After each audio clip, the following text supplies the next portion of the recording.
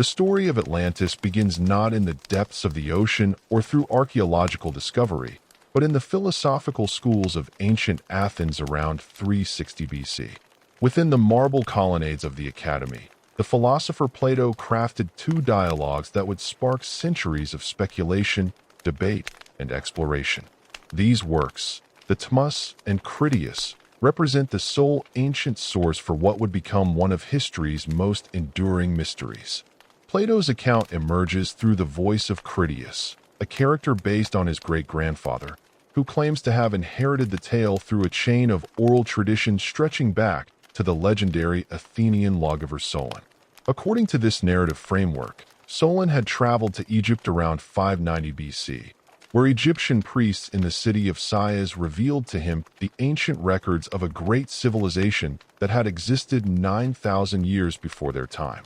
The priests, keepers of temple archives that supposedly contained records spanning millennia, described a powerful island nation that had once threatened the known world before vanishing beneath the waves in a single day and night. The Timaeus dialogue serves primarily as an introduction to the Atlantis story, positioning it as a prelude to Plato's discussion of the ideal state in the cosmos. Here, Critias briefly outlines the basic premise. Ancient Athens had once stood as the epitome of the perfect state, successfully defending the Mediterranean world against the aggressive expansion of Atlantis. This preliminary account establishes the fundamental conflict between the virtuous, well-ordered Athenian state and the corrupt imperialistic Atlantean empire. The Critias dialogue, though incomplete, provides the detailed description of Atlantis that has captivated imaginations for over 2 millennia. Plato describes an island larger than Libya and Asia combined, situated beyond the Pillars of Hercules, the ancient name for the Strait of Gibraltar. This geographical placement positioned Atlantis in the Atlantic Ocean in waters that were supposedly impossible after the island's destruction due to shallow mud left by the catastrophe. The physical description of Atlantis reveals a civilization of extraordinary sophistication and wealth.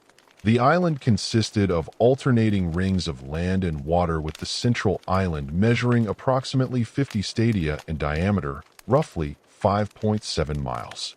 These concentric circles were connected by tunnels large enough for ships to pass through, creating a complex system of harbors and waterways. The outermost ring of water served as a massive harbor capable of accommodating vast fleets of triumphs and merchant vessels. The capital city's architecture reflected both military pragmatism and ostentatious display of wealth.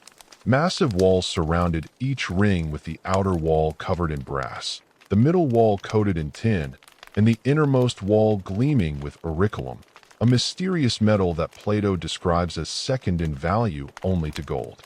These metallic surfaces would have created a dazzling spectacle, reflecting sunlight across the harbor and visible from great distances at sea.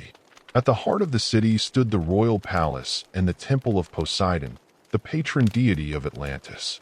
This temple, measuring 600 feet in length, 300 feet in width, and proportionally tall, was constructed entirely of silver except for its golden pinnacles. Inside, a colossal gold statue of Poseidon driving 6 winged horses dominated the interior, reaching nearly to the ceiling. The temple grounds contained golden statues of the 10 original Atlantean kings and their wives, creating a pantheon of dynastic power frozen in precious metal.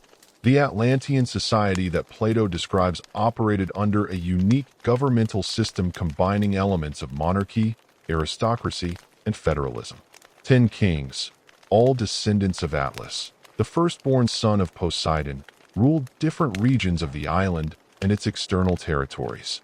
These rulers gathered every 5th and 6th year alternately in the Temple of Poseidon to deliberate on matters of common interest and to judge any infractions of their sacred laws, which were inscribed on a pillar of aurical within the temple. The military capabilities of Atlantis reflected its vast resources and population. Plato provides specific numbers. The island could field 60,000 leaders of soldiers, 120,000 hoplites, 180,000 archers, 180,000 slingers, 300,000 stone shooters, and javelin men, 240,000 horsemen, and 60,000 chariots. The naval forces included 1,200 ships, each carrying 200 men. These figures suggest a total military force exceeding 1 million men, supported by a civilian population that must have numbered in the tens of millions. The economic foundation of this military machine rested on the island's extraordinary natural abundance. The fertile plains produced 2 harvests annually, watered by winter rains and summer irrigation from an elaborate canal system. The main canal, 300 feet wide, 100 feet deep, and 1,125 miles long, connected the capital to the sea, while smaller channels created a grid pattern across the rectangular plain, facilitating both irrigation and transportation. This agricultural productivity supported not only the massive population, but also extensive trade networks that brought exotic goods from across the known world. The technological achievements of Atlantis extended beyond agriculture and architecture. Plato described sophisticated engineering projects, including the excavation of harbors, the construction of bridges spanning the water rings, and the creation of underground passages for ships. The Atlanteans possessed advanced metallurgy, working not only with conventional metals, but also with the mysterious auriculum, which they mined from the earth in many parts of the island. Yet beneath this veneer of prosperity and power, Plato weaves a narrative of moral decline that serves as the philosophical core of his account. Initially, the Atlanteans embodied virtue and wisdom, their divine heritage from Poseidon manifesting in just governance and noble character. However, as generations passed and the divine element in their nature became diluted through intermarriage with mortals, their character gradually deteriorated. They became consumed with material wealth, political ambition, and imperial expansion. This transformation from virtue to corruption represents the central allegorical message of Plato's narrative. The early Atlanteans, like the ideal citizens of Plato's republic, possessed the cardinal virtues of wisdom, courage, temperance, and justice. Their society functioned harmoniously because each individual fulfilled their proper role according to their nature and abilities. The later Atlanteans, by contrast, exemplified the dangers of unchecked democracy and material excess that Plato observed in contemporary Athens. The timeline Plato establishes for these events places the Atlantis story approximately 9,600 years before his own era, around 9,500 BC. This dating positions the narrative in the immediate aftermath of the last ice age, a period when sea levels were indeed rising and coastal civilizations might have faced catastrophic flooding. However, the 900-year gap also conveniently places the events beyond the reach of any contemporary historical verification, lending the account an air of ancient authenticity while preventing factual challenges. The geographical location beyond the Pillars of Hercules simile serves multiple narrative purposes. This placement removes Atlantis from the familiar Mediterranean world while positioning it as a genuine threat to the civilizations Plato's audience knew. The Atlantic Ocean represented the edge of the known world, a realm of mystery where extraordinary civilizations might plausibly have existed. The subsequent impossibility of these waters due to mud shoals provides a convenient explanation for why no contemporary explorers had rediscovered the lost continent. The question of Plato's intent in creating the Atlantis narrative has generated scholarly debate for centuries. Several factors suggest that Plato conceived Atlantis primarily as a philosophical allegory rather than historical fact. The account appears exclusively in Plato's works with no corroborating evidence from other ancient sources who would have had access to the same Egyptian records. The detailed numerical specifications from military forces to architectural dimensions display the systematic precision characteristic of Plato's theoretical constructions rather than the approximate estimates typical of historical accounts. Furthermore, the Atlantis story serves specific philosophical and political purposes within the broader context of Plato's work. The contrast between virtuous ancient Athens and corrupt Atlantis mirrors the distinction between the ideal state described in the Republic and the degenerate democracies Plato criticized in contemporary Greece. The cyclical rise and fall of civilizations reflected Plato's theories about political change and the inevitable corruption of even the best-ordered states over time. The pedagogical function of the Atlantis narrative also supports its allegorical interpretation. Plato frequently employed myths and stories to illustrate abstract philosophical concepts, making complex ideas accessible through concrete imagery. The tale of Atlantis provides a vivid example of how material prosperity and military power divorced from virtue and wisdom inevitably lead to moral corruption and ultimate destruction. This lesson carried particular relevance for Plato's contemporaries who had witnessed Athens' transformation from the defender of Greek freedom against Persian invasion to an aggressive imperial power whose overreach had led to defeat in the Peloponnesian War. The specific details of Atlantean society often mirror and critique aspects of Athenian civilization during its imperial period. The extensive naval forces, the tribute-paying subject territories, the magnificent public buildings funded by imperial wealth, and the gradual erosion of traditional values all reflected patterns that Plato's audience would have recognized from their own recent history. The catastrophic end of Atlantis served as a warning about the potential consequences of imperial hubris and moral decline. Yet the possibility remains that Plato drew inspiration from actual historical events or civilizations, even while crafting a primarily allegorical narrative. The Bronze Age collapse around 1200 BC had witnessed the sudden disappearance of several advanced civilizations, including the Macedonian Greeks and the Hittite Empire. Memories of these catastrophes might have survived in oral traditions, providing a historical foundation for Plato's fictional elaboration. The immediate aftermath of Plato's death in 347 BC marked the beginning of a complex intellectual legacy regarding his Atlantis narrative. Within the halls of the Academy and the Lyceum, Plato's most distinguished students grappled with the philosophical and historical implications of their master's account. None proved more influential in shaping subsequent interpretations than Aristotle, whose categorical dismissal of Atlantis as historical fact would echo through centuries of scholarly discourse. Aristotle's position on Atlantis emerged from his broader critique of Plato's philosophical methodology. As the most systematic and empirically minded of Plato's students, Aristotle possessed an acute sensitivity to the distinction between philosophical allegory and historical narrative.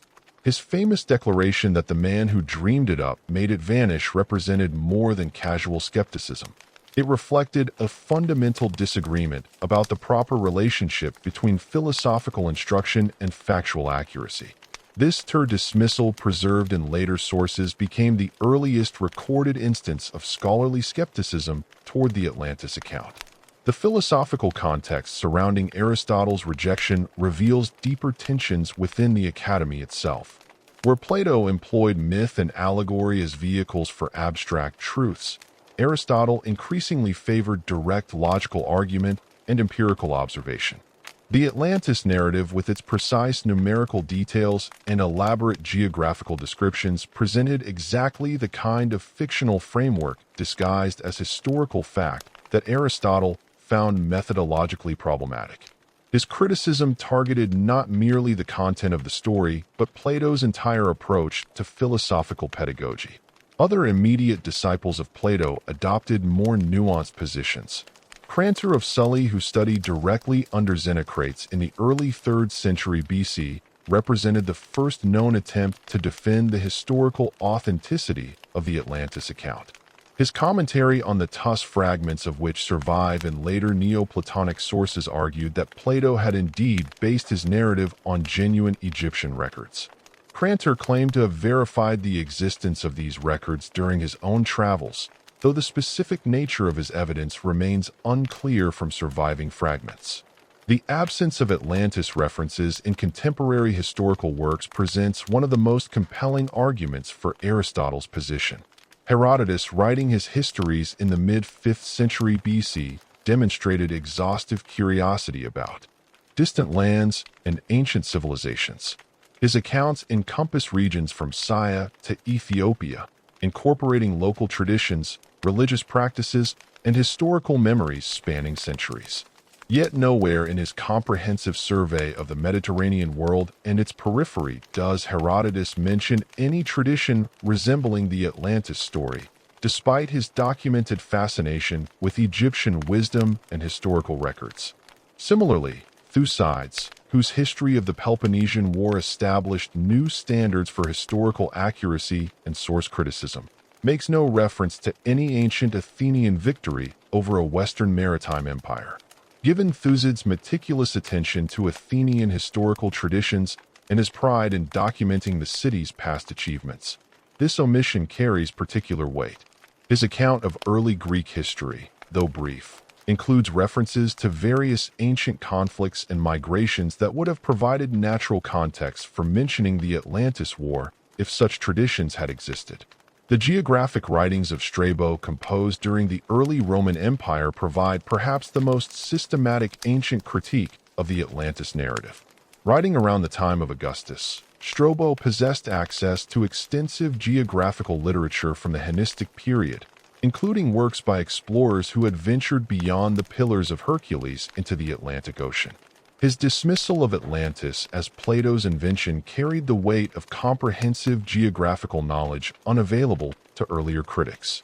Strabo's analysis focused particularly on the practical impossibilities of Plato's geographical claims. The assertion that Atlantis had been larger than Libya and Asia combined struck him as fundamentally incompatible with what Hellenistic explorers had discovered about the Atlantic Ocean's extent and character. Furthermore, Strabo noted that Plato's claim about impossible mudshoals preventing later exploration contradicted the experiences of contemporary navigators who had successfully sailed Atlantic waters. His geographical expertise lent scientific credibility to philosophical skepticism about the account's historical accuracy.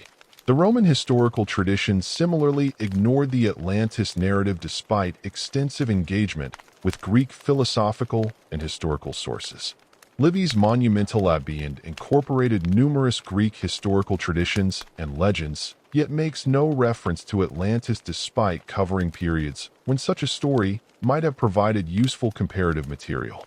Tacitus, renowned for his critical approach to sources and his interest in the relationship between geography and political power, likewise omits any mention of the lost civilization, despite his detailed discussions of distant lands and peoples.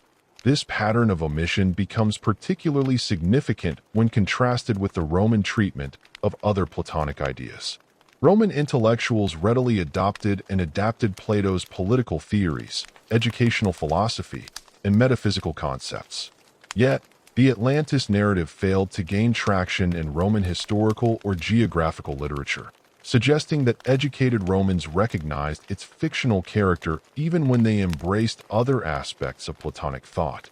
The rise of Neoplatonism during late antiquity marked a dramatic shift in the reception of the Atlantis narrative.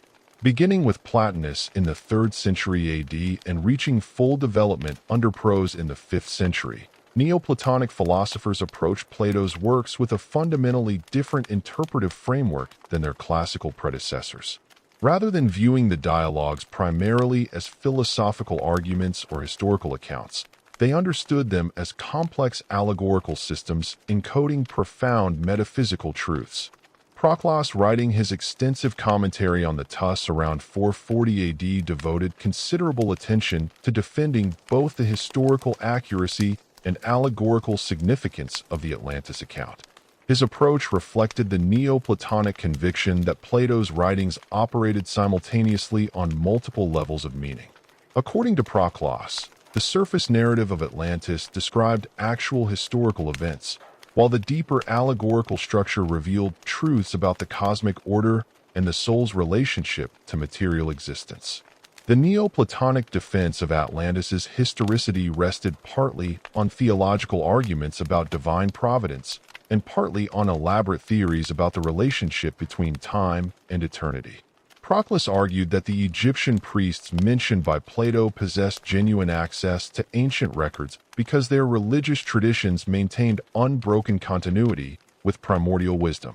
This continuity, guaranteed by divine providence, ensured the preservation of historical truth across millennia despite the general tendency toward cultural decline and forgetfulness. More significantly, Proclus developed sophisticated allegorical interpretations that transformed the Atlantis narrative into a cosmic drama. In his reading, the conflict between Athens and Atlantis represented the eternal struggle between intellectual and material principles within both the cosmos and the individual soul. Ancient Athens embodied the philosophical life oriented toward eternal truths, while Atlantis symbolized the material world's seductive power and ultimate instability. The destruction of Atlantis thus illustrated the inevitable fate of any civilization that prioritized material prosperity over spiritual wisdom. These allegorical interpretations allowed Neoplatonic philosophers to embrace the Atlantis narrative without confronting the historical and geographical difficulties that had troubled earlier critics. By locating the story's primary significance in its symbolic rather than literal content, they could simultaneously affirm its truth and acknowledge its apparent incompatibility with known historical facts. This interpretive strategy proved influential among later medieval and Renaissance readers who inherited Neoplatonic approaches to Platonic texts. The encounter between the Atlantis narrative and early Christian thought produced complex and varied responses that reflected broader tensions between classical learning and biblical authority. Early Christian writers faced the challenge of integrating Greek philosophical wisdom with revealed truth while maintaining the primacy of scriptural chronology and historical framework. The Atlantis story presented particular difficulties because its ancient dating appeared to conflict with biblical accounts of human history and divine providence. Clement of Alexandria, writing around 200 AD, demonstrated the sophisticated approach that characterized Alexandrian Christian scholarship. Rather than rejecting the Atlantis narrative outright, Clement sought to harmonize it with Christian historical understanding through careful chronological analysis. He argued that the Egyptian dating systems underlying Plato's account suffered from systematic errors that made ancient events appear far more remote than they actually were. By adjusting these chronologies to align with biblical timelines, Clement suggested that the Atlantis story might refer to events occurring within the framework of sacred history. Augustine of Hippo adopted a more skeptical stance that reflected his broader concerns about the relationship between classical learning and Christian faith. In his City of God, Augustine acknowledged the philosophical value of Platonic thought while maintaining critical distance from specific historical claims that lacked scriptural support. His treatment of Atlantis exemplified this balanced approach, recognizing the story's allegorical potential while expressing doubt about its literal accuracy. The chronological problems posed by the Atlantis narrative became increasingly acute as Christian scholars developed more systematic approaches to universal history. The traditional dating of Atlantis to approximately 9,500 BC created obvious conflicts with biblical chronologies that placed human creation only a few millennia before the Christian era. Some Christian writers attempted to resolve this difficulty by arguing that Plato had misunderstood the Egyptian chronological systems, while others suggested that the story referred to antediluvian civilizations mentioned obliquely in Genesis. Eastern Christian writers, particularly those working within the Byzantine tradition, often proved more receptive to the Atlantis narrative than their Western counterparts.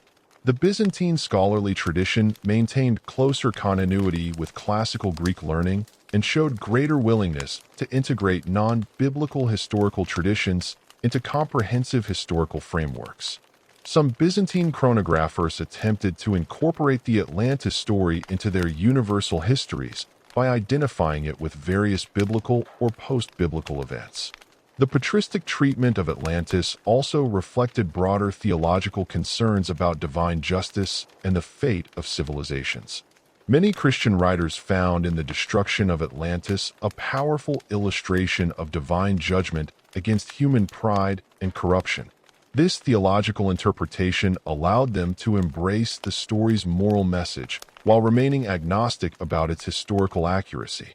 The narrative's emphasis on the gradual moral decline of initially virtuous people resonated strongly with Christian understandings of human nature and the consequences of sin. The preservation and transmission of classical texts during the early medieval period significantly influenced later reception of the Atlantis narrative. As European scholars gradually recovered access to complete versions of Plato's dialogues, they encountered the story within its original philosophical context rather than through the filtered interpretations of earlier commentators. This direct engagement with Plato's text would prove crucial for later medieval and Renaissance developments in Atlantis interpretation. The collapse of classical learning institutions across Western Europe during the 5th and 6th centuries created an intellectual vacuum that profoundly affected the transmission of Platonic texts. As barbarian invasions disrupted trade networks and urban centers, the elaborate manuscript copying operations that had sustained classical literature for centuries began to disintegrate. Monastic scripturums, while preserving essential Christian texts, operated with severely limited resources and necessarily selective copying priorities. In this environment of intellectual triage, the complete works of Plato, including the dialogues containing the Atlantis narrative, effectively vanished from Western European libraries. The practical challenges facing medieval scholars extended far beyond simple manuscript availability. The Tias and Critias dialogues required not only Greek linguistic competence, but also familiarity with complex philosophical concepts and classical geographical knowledge that had largely disappeared from European intellectual culture. Even when fragments of Platonic texts survived in monastic collections, they often existed as isolated passages divorced from their original context, making comprehensive interpretation nearly impossible. The Carolinian Renaissance of the 8th and 9th centuries, despite its significant achievements in preserving and copying classical texts, failed to recover the complete Platonic corpus. Charlemagne's scholars working primarily from Latin sources had access to only limited portions of Plato's work through intermediary sources like Cicero's translations and Austinian commentaries. The Tias existed in partial Latin translation through Chalcidius's 4th century version. But this translation ended abruptly at the point where Plato begins his detailed description of Atlantis, leaving medieval readers without access to the complete narrative. This textual gap created a peculiar situation where educated Europeans possessed theoretical knowledge about Plato's philosophical importance while remaining largely ignorant of his specific teachings. Medieval encyclopedists like Isidore of Seville acknowledge Plato's significance in their comprehensive surveys of classical learning. Yet their discussions necessarily relied on second-hand summaries rather than direct textual engagement. The Atlantis narrative requiring access to the complete Tus and Cetus dialogues remained effectively unknown to medieval scholarship. The few references to lost civilizations that appeared in medieval literature typically derived from biblical or patristic sources rather than classical Greek philosophy. Medieval chroniclers showed considerable interest in antediluvian history and the fate of pre-Christian civilizations. But their investigations drew primarily from Genesis, the Book of Enoch, and early Christian historical works. When medieval writers speculated about ancient catastrophes or vanished peoples, they framed their discussions within biblical chronology and theological interpretation rather than Platonic philosophy. The scholastic movement of the 12th and 13th centuries, despite its sophisticated engagement with classical philosophical texts, continued to lack access to the complete Platonic corpus. Thomas Aquinas, whose Sum Theologica demonstrated remarkable familiarity with Aristotelian philosophy, made only passing references to Platonic ideas and showed no knowledge of the Atlantis narrative. This omission becomes particularly significant given Aquinas's comprehensive approach to integrating classical philosophy with Christian doctrine. Had he possessed access to the complete Platonic texts, the Atlantis story would likely have received theological analysis similar to his treatment of other classical materials. The translation movement centered in medieval Spain, which brought numerous Arabic philosophical texts into Latin, also failed to recover the missing Platonic dialogues. Islamic scholars had preserved extensive Aristotelian materials and developed sophisticated commentaries on Greek philosophical works, but their libraries apparently lacked complete versions of the Tias and Cretius. This absence suggests that the textual loss had occurred early enough to affect both Christian and Islamic manuscript traditions, pointing to disruptions in the immediate post-class period rather than later medieval developments. Byzantine scholars maintained superior access to Greek philosophical texts throughout the medieval period. Yet even their libraries appear to have suffered significant losses in Platonic materials. While Constantinople scripturums preserved many classical works that disappeared from Western Europe, references to Atlantis remain notably absent from Byzantine historical and geographical literature. This pattern suggests that the textual disruption affected Greek-speaking regions as well as Latin Europe, indicating widespread damage to the manuscript tradition during the early medieval transition.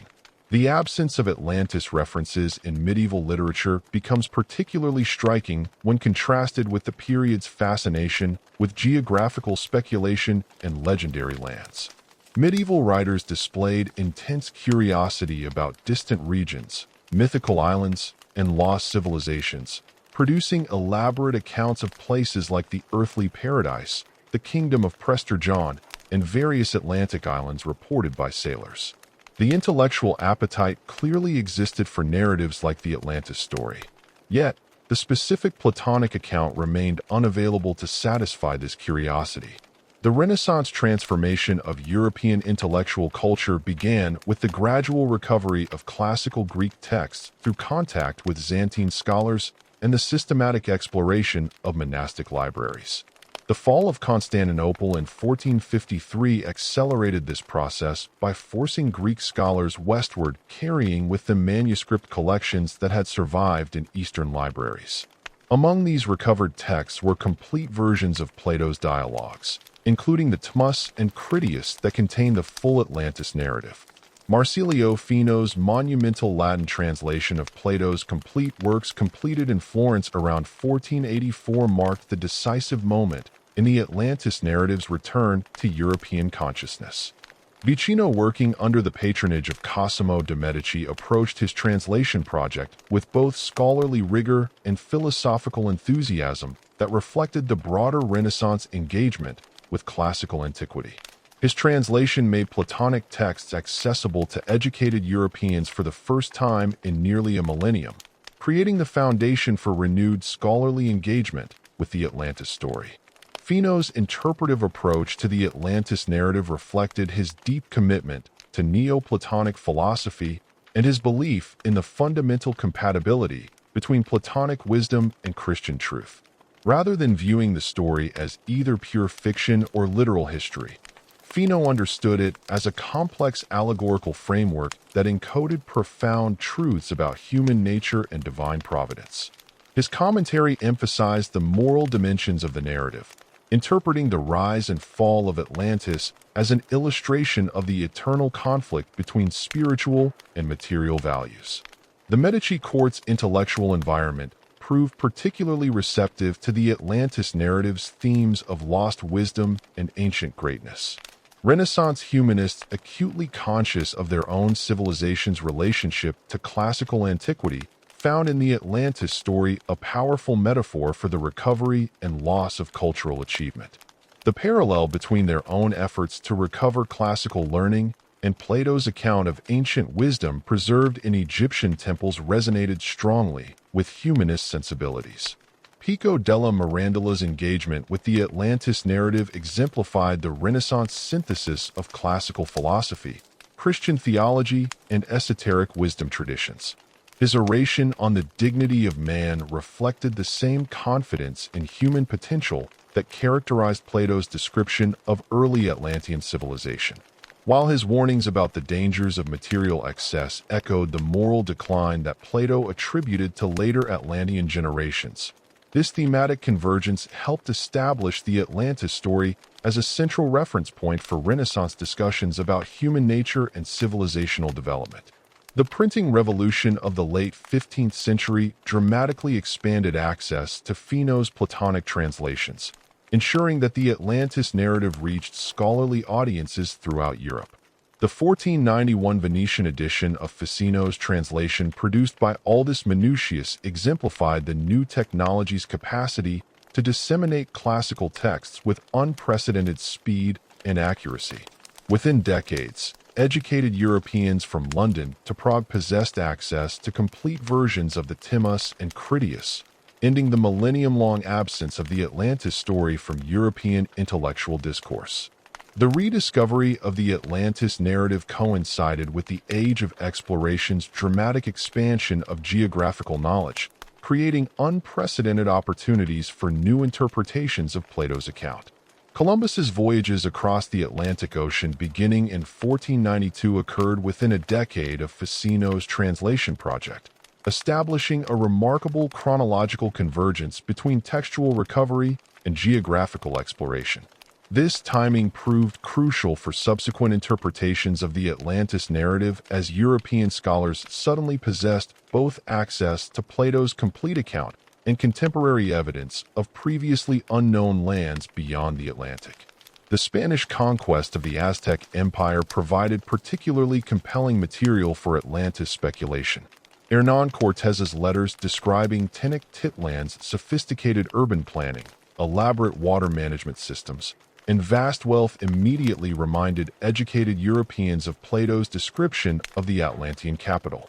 The city's location on an island connected to the mainland by causeways, its complex system of canals and harbors, and its impressive architectural achievements all seem to echo specific details from the Critias dialogue. Francisco López de Gamera's Historia General Dias, published in 1552, made explicit connections between the newly discovered American civilizations and Plato's Atlantis narrative. López de Gamera argued that the advanced indigenous cultures encountered by Spanish conquistadors provided concrete evidence that sophisticated civilizations had indeed existed in the Atlantic region, lending credibility to Plato's account. His interpretation suggested that the Atlantis story preserved genuine historical memories of pre-Columbian American civilizations transmitted through Egyptian records and ultimately recorded by Plato. The geographical location of the Americas relative to the Mediterranean world also seemed to support Platonic accuracy. The positioning of the New World beyond the Strait of Gibraltar corresponded precisely to Plato's description of Atlantis as lying beyond the Pillars of Hercules. The vast size of the American continent matched Plato's claim that Atlantis had been larger than Libya and Asia combined. While the Atlantic Ocean's extent provided ample space for the additional territories that Plato attributed to Atlantean control. Gonzalo Fernández David's Historial General Dias Indias offered a more systematic analysis of parallels between Platonic descriptions and American realities. Ito, who spent decades in the New World documenting indigenous cultures and natural phenomena, identified numerous specific correspondences between Plato's account and observed American characteristics. He noted similarities in mythical techniques, agricultural practices, and architectural styles that suggested possible historical connections between Plato's Atlantis and pre-Columbian civilizations. The discovery of advanced hydraulic engineering in various American cultures provided particularly striking parallels to Plato's description of Atlantean water management. The elaborate canal systems of the Aztec capital, the sophisticated irrigation networks of Andean civilizations, and the complex harbor facilities found at various coastal sites, all demonstrated engineering capabilities that matched or exceeded those attributed to Atlantis. These technological parallels suggested to Renaissance observers that American civilizations possessed the advanced knowledge that would have been necessary to construct the elaborate infrastructure described in the Crete Dios Historial de Losses, published in 1590, attempted to provide a comprehensive framework for understanding the relationship between classical accounts of lost civilizations and contemporary American discoveries. Acosta argued that the Americas had been populated by successive waves of migration from the Old World, some of which might have carried memories of ancient civilizations that ultimately influenced indigenous American cultures. This migration theory provided a mechanism for explaining apparent parallels between Platonic descriptions and American realities without requiring direct historical continuity. The chronological difficulties posed by Plato's dating of Atlantis to approximately 9,500 BC created significant challenges for scholars attempting to connect the narrative with known American civilizations. Renaissance chronographers working within biblical frameworks that placed human creation only a few millennia before the Christian era struggled to accommodate Plato's ancient dating while maintaining the historical accuracy of scriptural accounts. Some scholars resolved this difficulty by arguing that Plato had misunderstood Egyptian chronological systems, while others suggested that the story referred to more recent events that had been artificially antiquated through oral transmission. The linguistic evidence presented by American discoveries also influenced Renaissance interpretations of the Atlantis narrative. Early ethnographers noted apparent similarities between certain American languages and Old World linguistic families, suggesting possible historical connections that might support Platonic claims about ancient Atlantic civilizations. While these linguistic parallels later proved largely illusory, they provided contemporary scholars with additional evidence for treating the Atlantis narrative as historically grounded rather than purely fictional. The intellectual ferment of the 17th and 18th centuries transformed European approaches to ancient texts and historical claims with unprecedented rigor. The scientific revolution's emphasis on empirical observation and systematic methodology created new frameworks for evaluating historical narratives, while expanding geographical knowledge provided fresh contexts for interpreting ancient accounts of distant lands. Within this transformed intellectual landscape, the Atlantis narrative encountered both vigorous scholarly investigation and increasingly sophisticated criticism as Enlightenment thinkers applied emerging standards of evidence and reasoning to Plato's ancient account. The Swedish scholar Olof Rudbeck emerged as perhaps the most ambitious and systematic proponent of Atlantis theories during this period. His monumental work Atland Ella Mannheim, published in 4 volumes between 1679 and 1702, represented an extraordinary attempt to relocate Plato's lost civilization within the familiar geography of Scandinavia. He argued that classical authors had systematically misunderstood the geographical references in ancient sources, placing Atlantis in the Atlantic Ocean when the original accounts actually referred to the Baltic Sea region.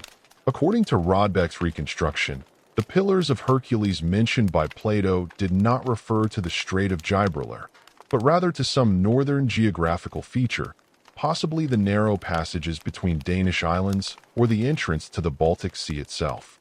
The archaeological evidence that Rudbeck marshaled in support of his theory reflected the limited but growing knowledge of Scandinavian prehistory available in the late 17th century. He pointed to the numerous Bronze Age burial mounds scattered across the Swedish landscape as evidence of an ancient civilization of extraordinary sophistication and wealth. The elaborate grave goods discovered in these burials, including intricate metal work and imported materials from distant regions, suggested to Rudbeck a level of cultural development and international trade connections that matched Plato's descriptions of Atlantean prosperity and influence. Rudbeck's linguistic analysis extended beyond simple etymological connections to encompass a comprehensive theory about the relationship between ancient Swedish and classical languages. He argued that many fundamental terms in Greek and Latin actually derived from Proto-Germanic roots preserved in Swedish, suggesting that Scandinavian civilization had provided the foundation for classical Mediterranean cultures rather than the reverse. This linguistic priority, according to Rudbeck, explained how ancient Swedish traditions about their own glorious past had eventually reached Egyptian priests and ultimately influenced Plato's account. The geographical features of Sweden and its surrounding regions provided Rudbeck with numerous parallels to Plato's description of Atlantis. The complex archipelago systems along Sweden's eastern coast, with their intricate patterns of islands, straits, and sheltered harbors seem to echo the concentric rings of land and water that Plato attributed to the Atlantean capital. The extensive lake systems of central Sweden, connected by rivers and navigable waterways, offered a plausible model for the elaborate canal networks that Plato described as facilitating both transportation and irrigation throughout Atlantean territory. Rudbeck's reconstruction of ancient Swedish climate and geography relied heavily on his understanding of post-glacial geological processes, which represented cutting-edge scientific knowledge for his era. He argued that the Baltic Sea region had undergone dramatic changes since ancient times, with land elevation and sea level fluctuations transforming the geographical relationships between land and water. These changes, according to Rudbeck, explained why contemporary Scandinavia no longer matched Plato's descriptions exactly, while preserving enough similarities to reveal the underlying correspondence. The political implications of Rudbeck's theory extended far beyond academic scholarship to encompass questions of national identity and cultural prestige that resonated powerfully in 17th century Sweden. The Swedish Empire under Charles XI had reached unprecedented territorial extent, controlling much of the Baltic region and asserting influence throughout northern Europe. Rudbeck's identification of Sweden as the original Atlantis provided historical justification for Swedish political dominance, while establishing the cultural superiority of Nordic civilization over classical Mediterranean traditions. Contemporary critics of Rudbeck's theory focus primarily on his philological methods and geographical assumptions rather than challenging his archaeological evidence directly. The German scholar Gottfried Wilhelm Leibniz, despite his general admiration for Rudbeck's erudition, expressed skepticism about the linguistic connections that form the foundation of the Swedish scholar's argument. Leibniz noted that similar etymological methods could be used to connect virtually any modern language with ancient terms, making such arguments inherently unreliable without independent corroborating evidence. The broader intellectual context of late 17th century scholarship provided both support and challenges for Rudbeck's approach to ancient texts. The emerging discipline of comparative linguistics had begun to reveal genuine historical relationships between different language families, lending credibility to arguments based on philological analysis. However, the systematic methods that would later characterize historical linguistics remained undeveloped, allowing scholars considerable latitude in proposing etymological connections that later investigation would prove unfounded. French scholars of the early 18th century developed alternative approaches to the Atlantis narrative that reflected their nation's growing involvement in global exploration and colonial expansion. The mathematician and geographer Philippe Bach proposed in 1737 that Atlantis had been located in the North Atlantic region, possibly corresponding to submerged land masses between Europe and North America. Booth's theory drew on emerging oceanographic knowledge and geological speculation about past changes in sea level, representing an early attempt to apply scientific reasoning to the geographical aspects of Plato's account. Bach's topographic work provided visual representation of his theories through detailed maps showing hypothetical Atlantic land masses that might have existed in ancient times. His carte physique apolitique de l'Antique depicted a series of islands and shallow areas that could plausibly have supported the large population and extensive territories that Plato attributed to Atlantis. The map incorporated contemporary knowledge about ocean depths and underwater topography, while extrapolating possible ancient configurations based on geological theories about crust movement and sea level change. The influence of emerging geological knowledge on Atlantis theories became increasingly significant throughout the 18th century as scholars developed more sophisticated understanding of Earth's physical processes.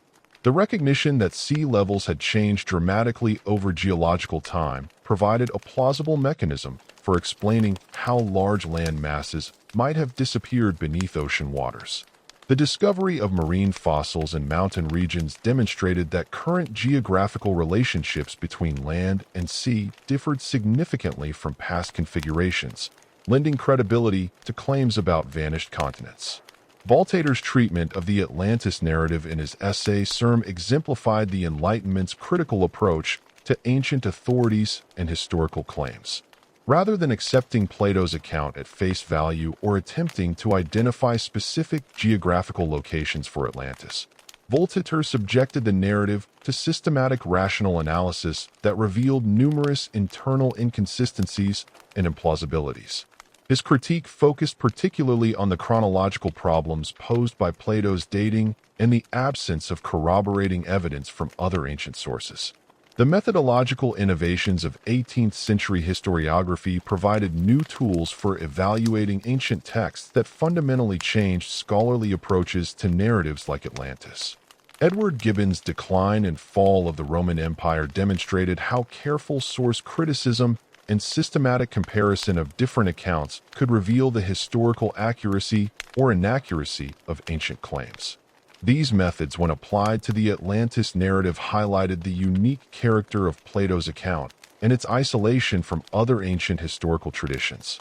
The expansion of European knowledge about Pacific Ocean geography through the voyages of James Cook and other explorers provided fresh context for interpreting ancient accounts of distant lands.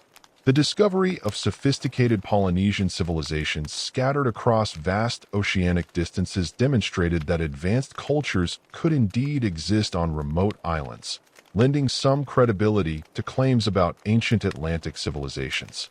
However, the absence of any archaeological evidence for large-scale civilization in the Atlantic region contrasted sharply with the abundant material remains of Pacific island cultures. German scholars of the mid-18th century developed increasingly sophisticated approaches to ancient mythology and historical narratives that influenced interpretations of the Atlantis story. Johann David Mixus's work on biblical chronology and ancient Near Eastern history provided methodological frameworks for evaluating claims about ancient civilizations and their historical relationships. His emphasis on linguistic evidence and comparative cultural analysis offered alternatives to the purely geographical approaches that had dominated earlier Atlantis speculation. The emergence of systematic archaeology during the later 18th century began to provide concrete evidence about ancient civilizations that could be compared with Plato's descriptions of Atlantis. The excavation of Pompeii and Herculaneum revealed the material culture of ancient urban civilizations with unprecedented detail, allowing scholars to evaluate the plausibility of Plato's claims about Atlantean technology and social organization. The absence of archaeological evidence for comparably advanced ancient civilizations in Atlantic regions became increasingly problematic for theories supporting the historical accuracy of Plato's account. The philosophical implications of Atlantis theories also received increased attention during the Enlightenment as scholars grappled with questions about the relationship between historical truth and moral instruction. David Hume's analysis of testimony and evidence in his inquiry concerning human understanding provided frameworks for evaluating extraordinary historical claims that could be applied to narratives like Atlantis. His emphasis on the inherent improbability of miraculous or extraordinary events challenged scholars to provide exceptional evidence for exceptional claims about ancient civilizations. The development of comparative mythology during the later 18th century offered new interpretive frameworks for understanding narratives about lost civilizations and ancient catastrophes. Scholars began to recognize similar patterns in flood myths and accounts of vanished peoples across different cultures, suggesting that such narratives might preserve distorted memories of actual historical events rather than representing pure fiction. This approach allowed for more nuanced interpretations of the Atlantis story that acknowledged both its mythological character and its possible historical foundations. The influence of Enlightenment rationalism on Atlantis interpretation produced increasingly sophisticated attempts to separate the story's potentially historical elements from its obviously fictional elaborations. Some scholars argue that Plato might have based his account on genuine historical traditions about ancient Mediterranean civilizations, while adding fictional details to serve his philosophical purposes. This approach required careful analysis of which aspects of the narrative seemed most historically plausible and which appear to serve primarily literary or allegorical functions. The growing body of ethnographic knowledge about non-European civilizations provided additional context for evaluating Plato's descriptions of Atlantean society and culture. Reports from European travelers and missionaries about complex political systems, sophisticated technologies, and elaborate religious practices among various indigenous peoples demonstrated that the social features attributed to Atlantis were not inherently implausible. However, the absence of any contemporary civilization matching the specific combination of characteristics described by Plato continued to challenge theories supporting the account's historical accuracy. The publication of Atlantis, the Antediluvian World, in 1882 marked a seismic shift in how the Western world understood and interpreted Plato's ancient narrative. Ignatius Donnelly, a charismatic former congressman from Minnesota, with no formal training in archaeology or ancient history, produced a work that would fundamentally reshape popular conceptions of human prehistory and establish enduring mythologies about lost civilizations that persist to this day. His 500-page tome, dense with citations, maps, and comparative analyses, presented itself as rigorous scholarship while advancing theories that professional archaeologists and historians found deeply problematic. Donnie's background as a populist politician rather than an academic scholar profoundly influenced his approach to the Atlantis question. Born in Philadelphia in 1831, he had built his career on challenging established authorities and championing the common man against entrenched elites. His political experience in Minnesota territorial politics and his 3 terms in the U.S. House of Representatives had honed his skills in persuasive rhetoric and popular communication. When he turned his attention to ancient history, he brought the same combative spirit and popular sensibilities that had characterized his political career, positioning himself as a truth-telling outsider, challenging the dogmas of academic establishments. The intellectual climate of the 1880s provided fertile ground for Donnie's revolutionary claims about human prehistory. Charles Darwin's Origin of Species had fundamentally altered scientific understanding of human development, while archaeological discoveries across Europe, Egypt, and the Americas were revealing evidence of sophisticated ancient civilizations that challenged traditional biblical chronologies. The general public, educated enough to follow scientific developments, but lacking specialized knowledge to evaluate competing claims, proved remarkably receptive to bold new theories that promised to explain mysterious archaeological phenomena and ancient myths within comprehensive theoretical frameworks. Donnie's central thesis rested on the proposition that Plato's Atlantis had been a real historical civilization whose destruction approximately 11,000 years ago had scattered survivors across the globe carrying advanced knowledge and cultural practices that became the foundation for all subsequent human civilizations. This catastrophic dispersal, according to Donnelly, explained the remarkable similarities he claimed to observe between ancient cultures separated by vast geographical distances. Rather than viewing these similarities as evidence of independent human development or later cultural contact, Donnelly argued they represented the fragmentary preservation of a common Atlantean heritage. The methodological approach that Donnelly employed in constructing his argument combined selective citation of legitimate archaeological and ethnographic sources with speculative interpretations that extended far beyond what the evidence could reasonably support. He demonstrated remarkable industry in gathering comparative material from diverse cultures, citing everything from Aztec creation myths to Egyptian pyramid construction techniques to Celtic folklore. However, his analysis consistently emphasized superficial similarities while ignoring fundamental differences, and he showed little concern for the chronological context that would have been essential for establishing actual historical connections. Donnie's treatment of flood myths provided a representative example of his methodology. He compiled extensive lists of flood narratives from cultures around the world, noting apparent similarities in their descriptions of worldwide catastrophes that destroyed earlier civilizations. From these parallels, he argued that all flood myths preserve distorted memories of the actual destruction of Atlantis, transmitted through oral traditions by scattered survivors. This interpretation allowed him to treat diverse mythological traditions as corroborating historical evidence, while dismissing the obvious differences between various flood narratives as minor corruptions introduced during centuries of oral transmission. The linguistic evidence that Donnelly marshaled in support of his theories reflected both the strengths and weaknesses of 19th century comparative philology. He identified numerous words from different language families that appeared to share common roots, arguing that these similarities demonstrated descent from a common Atlantean linguistic ancestor.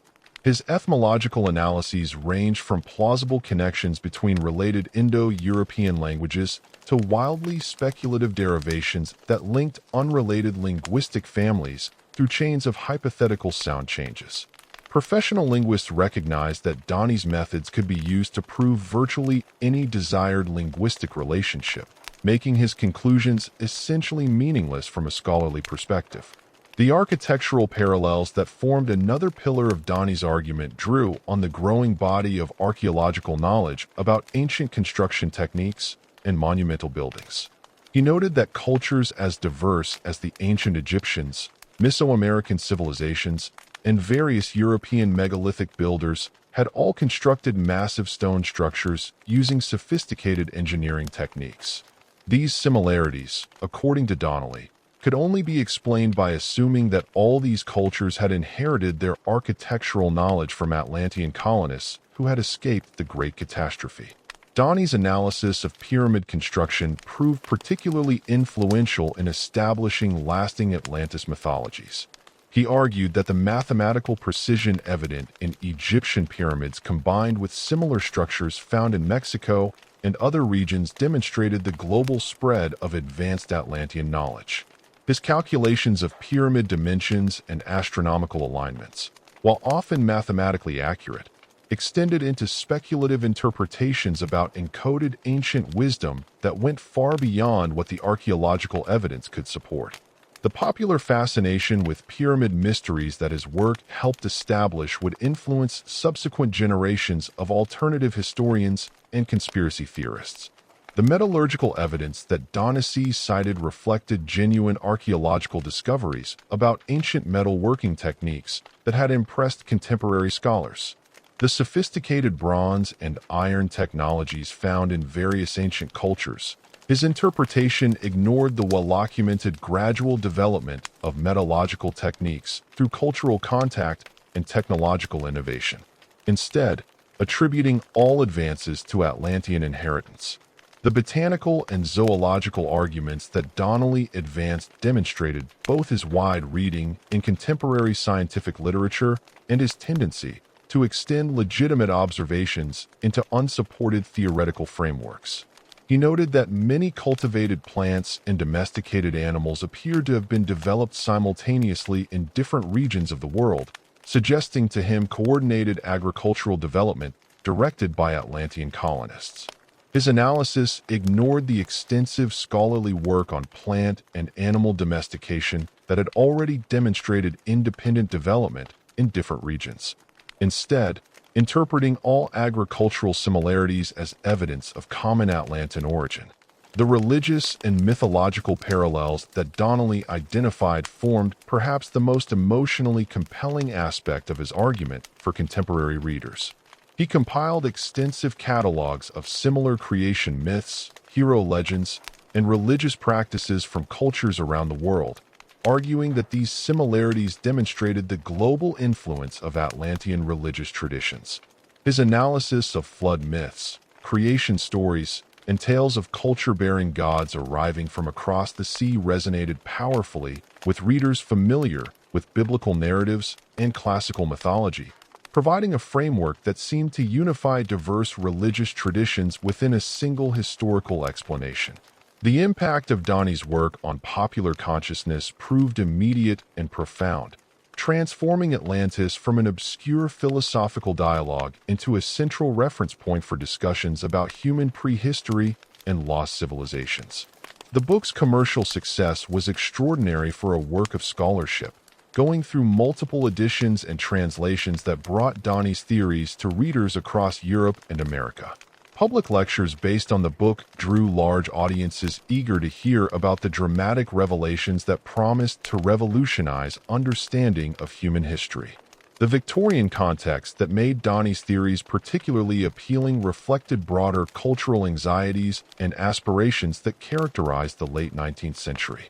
The rapid pace of technological change and imperial expansion had created unprecedented awareness of human potential while simultaneously raising questions about the permanence of civilizational achievements. Donnie's narrative of a great civilization destroyed by natural catastrophe spoke to contemporary fears about the fragility of progress, while his emphasis on the global spread of Atlantean knowledge appealed to Victorian confidence in the civilizing mission of advanced cultures. The racial implications of Donalist theories, while often implicit rather than explicitly stated, reflected the racial hierarchies and evolutionary assumptions that characterized Victorian anthropological thinking. His argument that all human civilizational achievements ultimately derived from Atlantean sources suggested that contemporary primitive peoples represented degraded remnants of once advanced cultures rather than examples of earlier evolutionary stages. This interpretation allowed Victorian readers to maintain beliefs in racial hierarchy, while acknowledging the sophisticated achievements of non-European cultures that archaeological discoveries were revealing.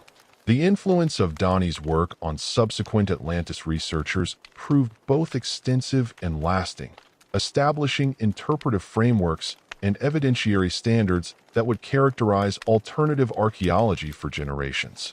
His emphasis on comparative methodology, while methodologically flawed, provided a template that later writers would follow in developing their own theories about ancient civilizations.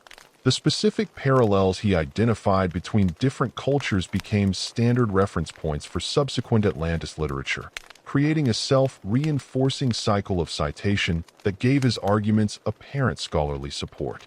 The professional archaeological community's response to Donnie's work reflected the growing tensions between academic specialists and popular writers that would characterize debates about ancient history throughout the late 19th and early 20th centuries.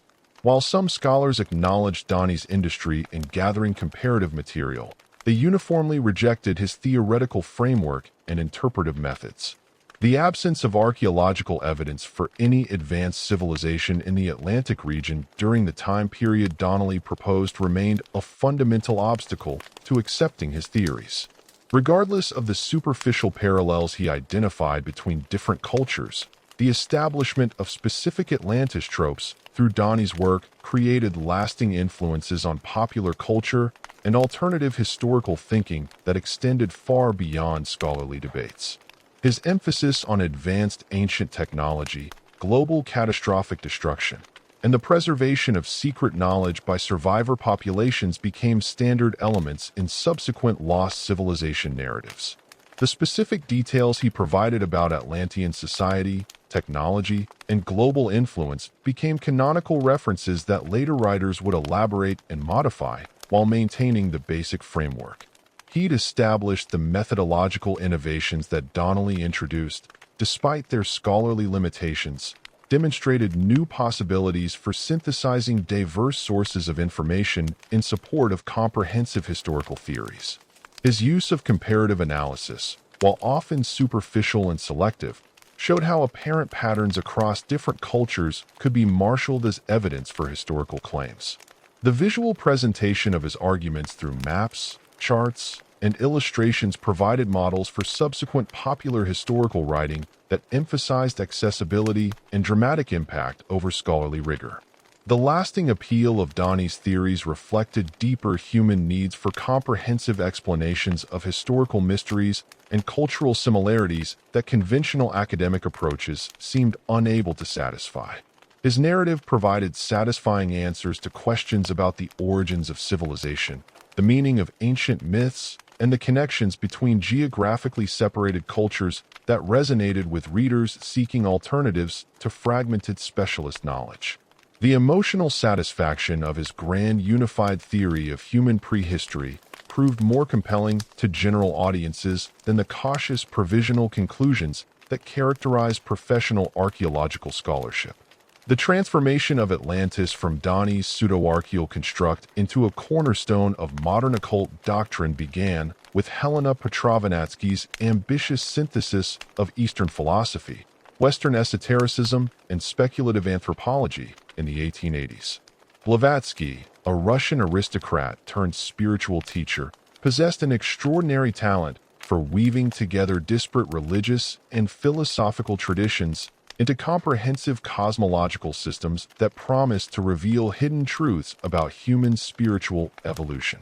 Her monumental work, The Secret Doctrine, published in 1888, elevated Atlantis from a lost civilization into a crucial stage in humanity's cosmic development, establishing interpretive frameworks that would influence esoteric thought for more than a century. Blavatsky's approach to Atlantis differed fundamentally from Donnie's archaeological methodology, drawing instead on claimed access to ancient wisdom preserved in Tibetan monasteries and transmitted through psychic revelation. She asserted that her teachings derived from the Akashic records, a cosmic repository of all human experience, accessible through advanced spiritual development and from direct communication with Mahatma's ascended masters who guided human evolution from hidden retreats in the Himalayas. This claimed supernatural authority allowed her to present detailed accounts of Atlantean civilization without relying on conventional historical evidence, positioning her revelations as superior to both academic scholarship and popular speculation. The doctrine of root races formed the theoretical foundation of Blavatsky's Atlantis teachings, providing a framework that connected individual spiritual development with cosmic evolutionary cycles. According to theosophical cosmology, humanity progressed through 7 distinct root races, each representing a different stage of physical and spiritual evolution occurring over millions of years. The 4th root race, known as the Atlanteans, had inhabited the Earth during a period when the planet's geography, climate, and spiritual conditions differed dramatically from contemporary circumstances. These beings possessed physical and psychic capabilities that modern humans had largely lost, representing both an evolutionary peak and a cautionary example of spiritual failure. The Atlantean root race, as described in theosophical literature, encompassed several subraces that developed different characteristics and capabilities over millions of years. The earliest Atlanteans were giants possessing natural psychic powers, direct communion with spiritual hierarchy. Blavatsky's description of Atlantean technology emphasized its integration with spiritual principles rather than mechanical engineering. The Atlanteans supposedly powered their vehicles and machinery through manipulation of subtle energies that modern science had not yet discovered, using crystals and sound vibrations to achieve effects that contemporary technology accomplished through crude mechanical means. Their architecture incorporated sacred geometry and harmonic principles that created buildings serving simultaneously as functional spaces and spiritual instruments, with temples that could amplify psychic abilities and facilitate communication with higher spiritual planes. The social organization of Atlantean civilization, according to theosophical teachings, reflected the advanced spiritual development of its inhabitants during the race's early periods. Natural psychic abilities eliminated the need for complex governmental bureaucracies, as individuals could communicate directly with qualified leaders and participate in collective decision-making through telepathic consensus. The absence of deception and hidden motives in a psychically transparent society created social harmony that modern civilizations dependent on external laws and enforcement mechanisms could barely comprehend. The spiritual practices of the Atlanteans involved direct participation in cosmic processes that later civilizations could only approach through symbolic rituals and philosophical speculation. They maintained conscious contact with the spiritual hierarchies guiding planetary evolution, receiving direct instruction in the laws governing matter and energy manipulation. Their religious ceremonies were functional working sessions that actually affected physical and spiritual conditions rather than symbolic representations of abstract theological concepts, making their priests simultaneously scientists, engineers, and spiritual teachers. The decline and destruction of Atlantean civilization provided Blavatsky with a powerful illustration of the consequences of spiritual degeneracy and the misuse of occult knowledge. As the root race progressed through its evolutionary cycle, later generations gradually lost their natural spiritual abilities while retaining dangerous technological capabilities. The integration of spiritual and material power that had characterized early Atlantean civilization gave way to the separation of these domains, with a priestly class hoarding occult knowledge, while political leaders pursued material ambitions divorced from spiritual wisdom. The practice of black magic emerged during Atlantis' declining period as individuals and groups began using spiritual knowledge for selfish purposes rather than cosmic service.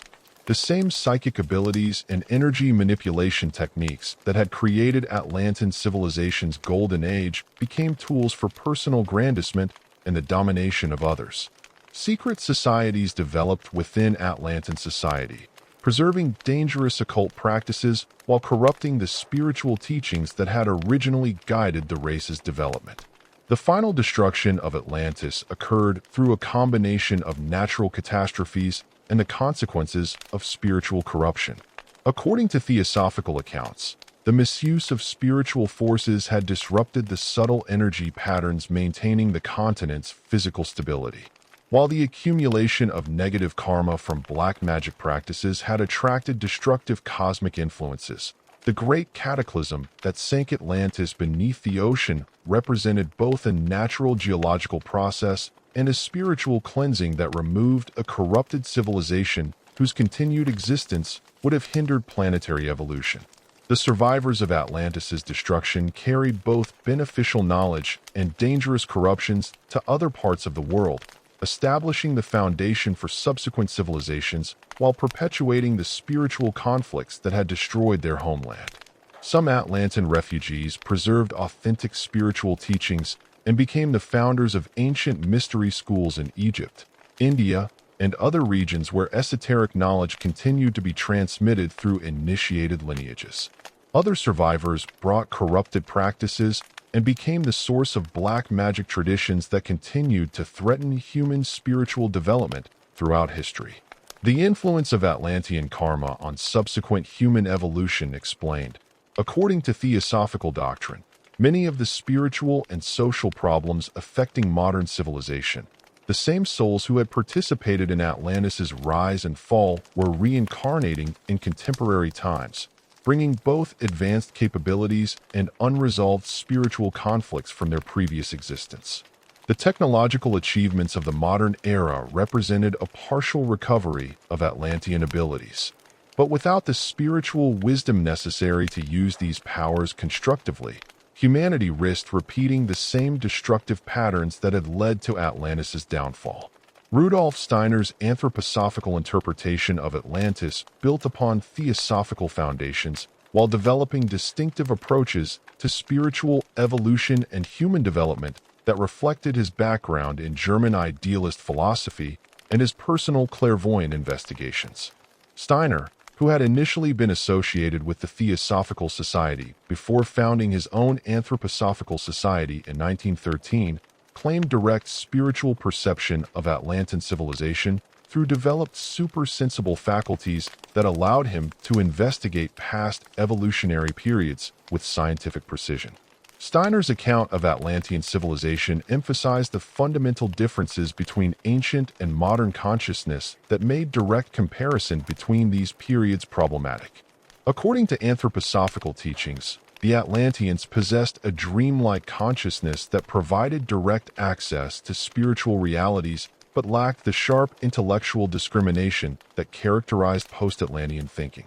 Their perception of the physical world remained fluid and malleable, allowing them to work with natural forces in ways that modern consciousness, fixed in rigid conceptual frameworks, could no longer achieve.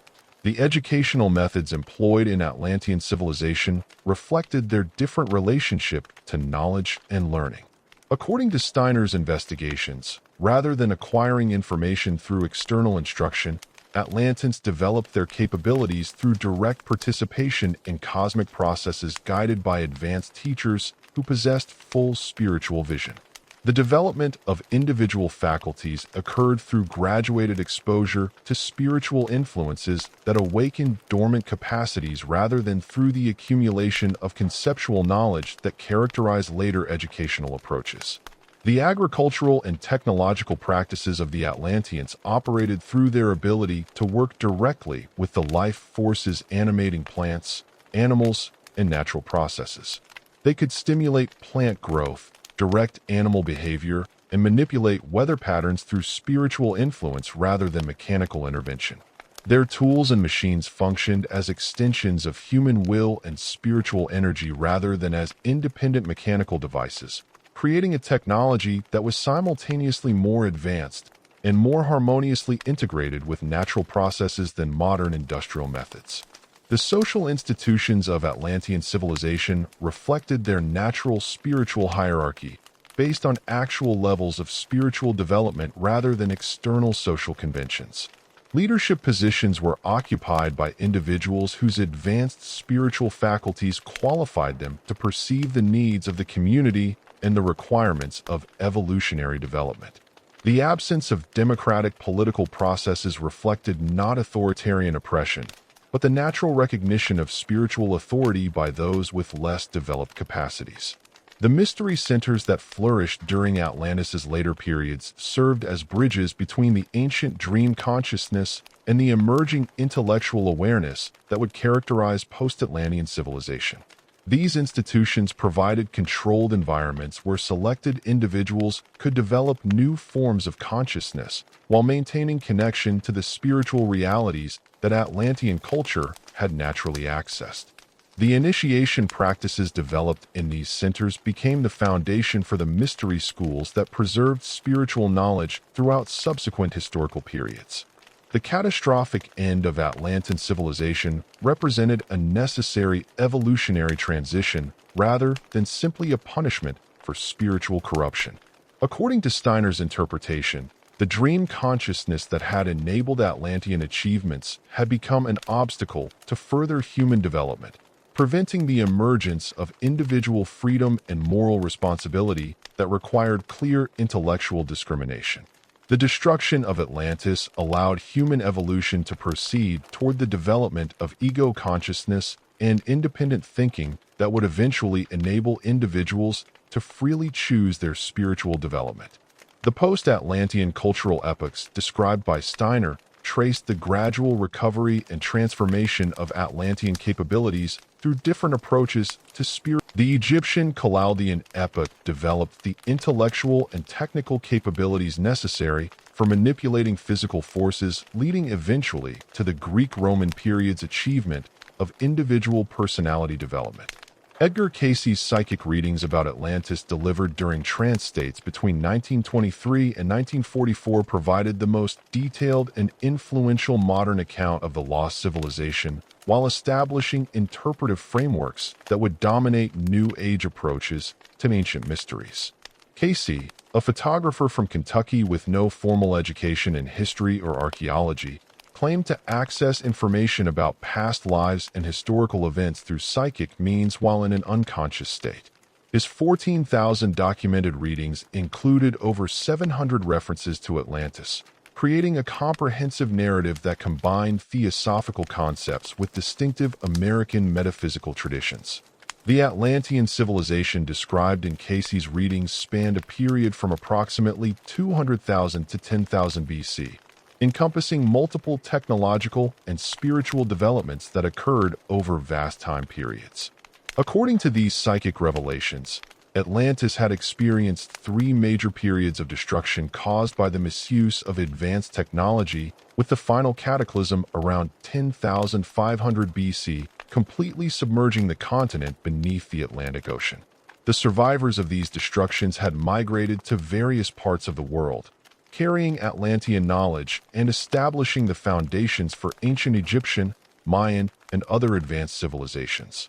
The technology attributed to Atlantis in Cayce's readings centered on the use of crystals for generating and focusing various forms of energy that could power vehicles, provide illumination, and facilitate long-distance communication. The great crystal that served as the primary power source for Atlantean civilization was described as a massive stone capable of concentrating solar and cosmic energies for practical applications. The misuse of this crystal technology by later generations who turned it toward destructive purposes and personal grandizement ultimately caused the geological instabilities that led to the continent's destruction.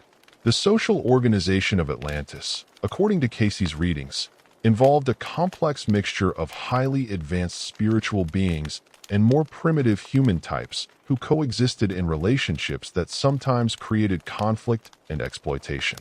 The Sons of the Law of One represented the spiritually advanced faction that sought to use Atlantean technology for constructive purposes and the elevation of all consciousness, while the Sons of Baalal pursued selfish material goals and the exploitation of less developed beings for personal benefit.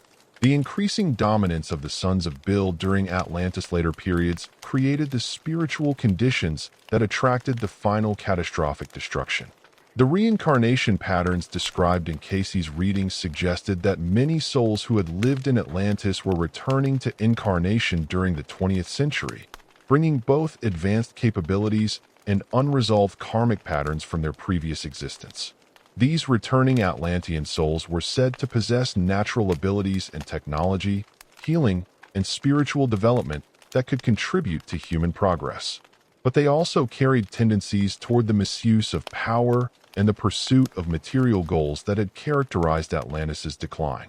The influence of Casey's Atlantis readings on 20th century New Age movements proved profound and lasting, providing a mythological framework that connected ancient wisdom with contemporary spiritual seeking while offering hope for the recovery of lost human capabilities. The emphasis on crystal technology resonated with New Age interests in alternative healing and energy work, while the reincarnation themes provided explanations for individual spiritual experiences and capabilities that seemed to transcend ordinary human limitations. The archaeological predictions contained in Casey's readings, including claims about the future discovery of Atlantean records in Egypt and the Bahamas, created ongoing expectations among his followers that physical evidence would eventually validate his psychic revelations. The identification of specific locations where Atlantean artifacts and records were supposedly preserved, including chambers beneath the Sphinx and temple complexes in the Caribbean region, provided focal points for continued investigation and speculation that extended far beyond Casey's death in 1945. The transformation of Atlantis from Plato's philosophical allegory into a spiritual teaching tool reflected broader changes in Western religious and intellectual culture during the late 19th and early 20th centuries. The decline of traditional Christian authority, combined with increased awareness of Eastern religions and the emergence of modern psychology, created cultural space for alternative spiritual systems that promised direct access to higher knowledge and personal transformation. Atlantis provided an ideal vehicle for these aspirations, offering a historical precedent for human spiritual capabilities while explaining the apparent loss of these abilities through comprehensible narrative frameworks. The occult interpretation of Atlantis also served important psychological functions for individuals seeking meaning and identity within rapidly changing modern societies. The claim of Atlantean past lives provided explanations for feelings of alienation from contemporary culture while suggesting that individuals possessed hidden capabilities that transcended ordinary human limitations. The narrative of spiritual decline and potential recovery offered hope for personal and collective transformation that resonated with both individual spiritual seeking and broader social reform movements. The integration of Atlantis themes into various occult and New Age movements created self-reinforcing belief systems that generated their own evidence through psychic revelations, channeled communications, and interpretive frameworks that could accommodate virtually any anomalous experience or archaeological discovery. The absence of conventional historical evidence for Atlantis became within these systems additional proof of the conspiracy of materialistic science to suppress spiritual truths that threatened established authorities and conventional worldviews.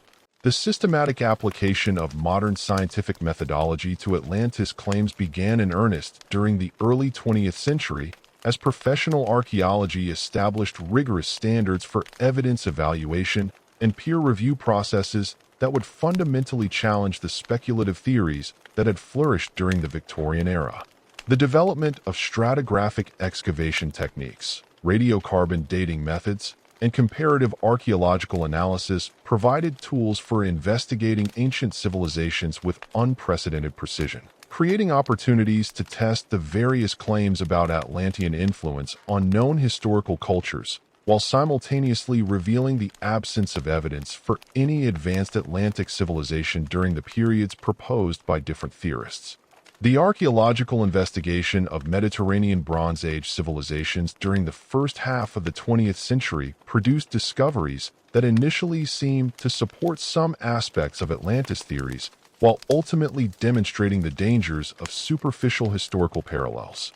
The excavation of Minoan palaces on Crete by Sir Arthur Evans beginning in 1900 revealed a sophisticated civilization that had flourished during the second millennium BC. Possessing advanced hydraulic engineering, elaborate artistic traditions, and extensive maritime trade networks that connected the Iron World with Egypt, Anatolia, and the Western Mediterranean. The sudden collapse of Minoan civilization around 1450 BC, apparently caused by natural disasters combined with foreign invasion, provided a historical precedent for the kind of catastrophic civilizational destruction described in Plato's account. Evans himself initially drew explicit parallels between Minoan Crete and Plato's Atlantis, noting similarities in their island locations, maritime orientations, advanced technologies, and sudden destruction. The Minoan palaces at Knos and Phistos featured elaborate water management systems, including indoor plumbing, drainage networks, and decorative fountains that seemed to echo Plato's descriptions of Atlantean hydraulic engineering. The extensive storage facilities for oil, wine, and grain suggested the kind of agricultural abundance that Plato attributed to Atlantis. While the evidence for long-distance trade in luxury goods indicated the wealth and international connections that characterized Plato's lost civilization, the artistic representations found in Minoan palaces provided additional apparent parallels to Atlantean themes, including fresco depicting bull-whipping ceremonies that seemed to correspond to Plato's account of ritual bull sacrifice in the Temple of Poseidon. The prominent role of maritime imagery in Minoan art, from dolphin frescoes to ship representations, reinforced the connection to Plato's emphasis on Atlantean naval power and oceanic orient. The chronological framework established through pottery analysis and radiocarbon dating placed Minoan civilization firmly within the second millennium BC, far removed from the 9500 BC date that Plato had specified for Atlantis. The geographical scale of Minoan influence, while impressive for its time period, remained limited to the eastern Mediterranean region rather than encompassing the global empire that Plato attributed to Atlantis. More fundamentally, detailed analysis of Minoan society revealed characteristics that contradicted essential elements of Plato's account. The decentralized political structure of Minoan Crete, with multiple palace centers operating as independent or semi-independent entities, differed markedly from the unified imperial system that Plato described for Atlantis. The absence of evidence for large-scale military organization or aggressive expansion contradicted Plato's emphasis on Atlantean imperialism and the threat it posed to ancient Athens. The peaceful collapse of many Minoan sites, apparently abandoned rather than destroyed in warfare, failed to match the dramatic military confrontation that formed the climax of Plato's narrative. The investigation of other Bronze Age civilizations that had been proposed as potential Atlantis candidates produced similar patterns of initial apparent parallels, followed by more detailed analysis that revealed fundamental incompatibilities with Plato's account. The Minoan civilization of mainland Greece, with its impressive fortified palaces and evidence of extensive maritime activity, seemed to offer another possible historical basis for the Atlantis story. The Messinian linear beables revealed a complex bureaucratic system capable of organizing large-scale military and economic activities. While archaeological evidence suggested Mycenaean influence extended throughout the Mediterranean region during the late 2nd millennium BC, yet systematic analysis of Mycenaean civilization revealed the same chronological and geographical limitations that affected other proposed Atlantis candidates. The Minoan world, while impressive in its regional context, operated on a scale far smaller than what Plato attributed to Atlantis. The collapse of Minoan civilization around 1200 BC occurred through a gradual process of political fragmentation and economic decline rather than the sudden catastrophic destruction described in Plato's account. Most significantly, the Mycenaean civilization developed within the familiar Mediterranean world rather than in the Atlantic Ocean location that Plato had specified for Atlantis. The discovery of the Ulubran shipwreck off the Turkish coast in 1982 provided dramatic evidence of the extensive trade networks that connected Bronze Age civilizations across the Mediterranean, revealing a level of international commerce and cultural exchange that exceeded what many scholars had previously imagined possible for the period. The ship's cargo included raw materials and finished goods from across the known world, including Crete copper, Nubian gold, Baltic amber, and African ivory, demonstrating that Bronze Age civilizations possessed the maritime capabilities and commercial networks necessary to support the kind of far-flung empire that Plato attributed to Atlantis. However, this evidence of Bronze Age maritime sophistication rather than supporting Atlantis theories actually highlighted the absence of any archaeological trace of the massive Atlantic civilization that would have been necessary to coordinate such global activities. The Ulubran cargo could be traced to known sources throughout the Mediterranean and beyond, with each item corresponding to documented production centers and established trade routes. The absence of any artifacts that could be attributed to an unknown Atlantic civilization became increasingly significant as archaeological knowledge of Bronze Age trade networks expanded and became more precise. The development of underwater archaeology during the mid-century provided new opportunities to investigate claims about submerged Atlantean ruins, while simultaneously revealing the technical challenges and evidentiary standards necessary for legitimate marine archaeological research. Jacques Cousteau's pioneering work with underwater exploration equipment during the 1940s and 1950s demonstrated the feasibility of systematic archaeological investigation beneath the ocean surface. While the development of side-scan sonar and other remote sensing technologies made it possible to survey large areas of the ocean floor for potential archaeological sites. The systematic survey of the Atlantic Ocean floor conducted by various oceanographic institutions during the second half of the 20th century produced detailed biometric maps that revealed the actual topography of the regions where Atlantis had been proposed to have existed. These surveys demonstrated that the Atlantic Ocean floor consisted primarily of abyssal plains lying at depths of 3,000 to 4,000 m below sea level, with no evidence of recently submerged continental land masses that could have supported large-scale civilization during the time period suggested by various Atlantis theories. The geological analysis of Atlantic Ocean sediment cores provided additional evidence against the existence of any large land mass in the Atlantic during the periods when Atlantis was supposed to have existed. The sediment layers revealed a consistent pattern of deep ocean deposition extending back millions of years, with no indication of the dramatic geological changes that would have been necessary to submerge a continent-sized land mass within the last 12,000 years. The absence of terrestrial sediments, pollen, or other indicators of nearby land surfaces in the deep Atlantic contradicted claims about recently submerged civilizations. Investigation of the mid-Atlantic ridge system reveal the actual geological processes operating in the Atlantic Ocean, demonstrating that the seafloor spreading occurring along this underwater mountain chain was gradually expanding the ocean rather than submerging existing land masses. The volcanic islands associated with the mid-Atlantic ridge, including the Azores, Iceland, and various smaller island chains, represented recent geological formations created by volcanic activity rather than remnants of submerged continents.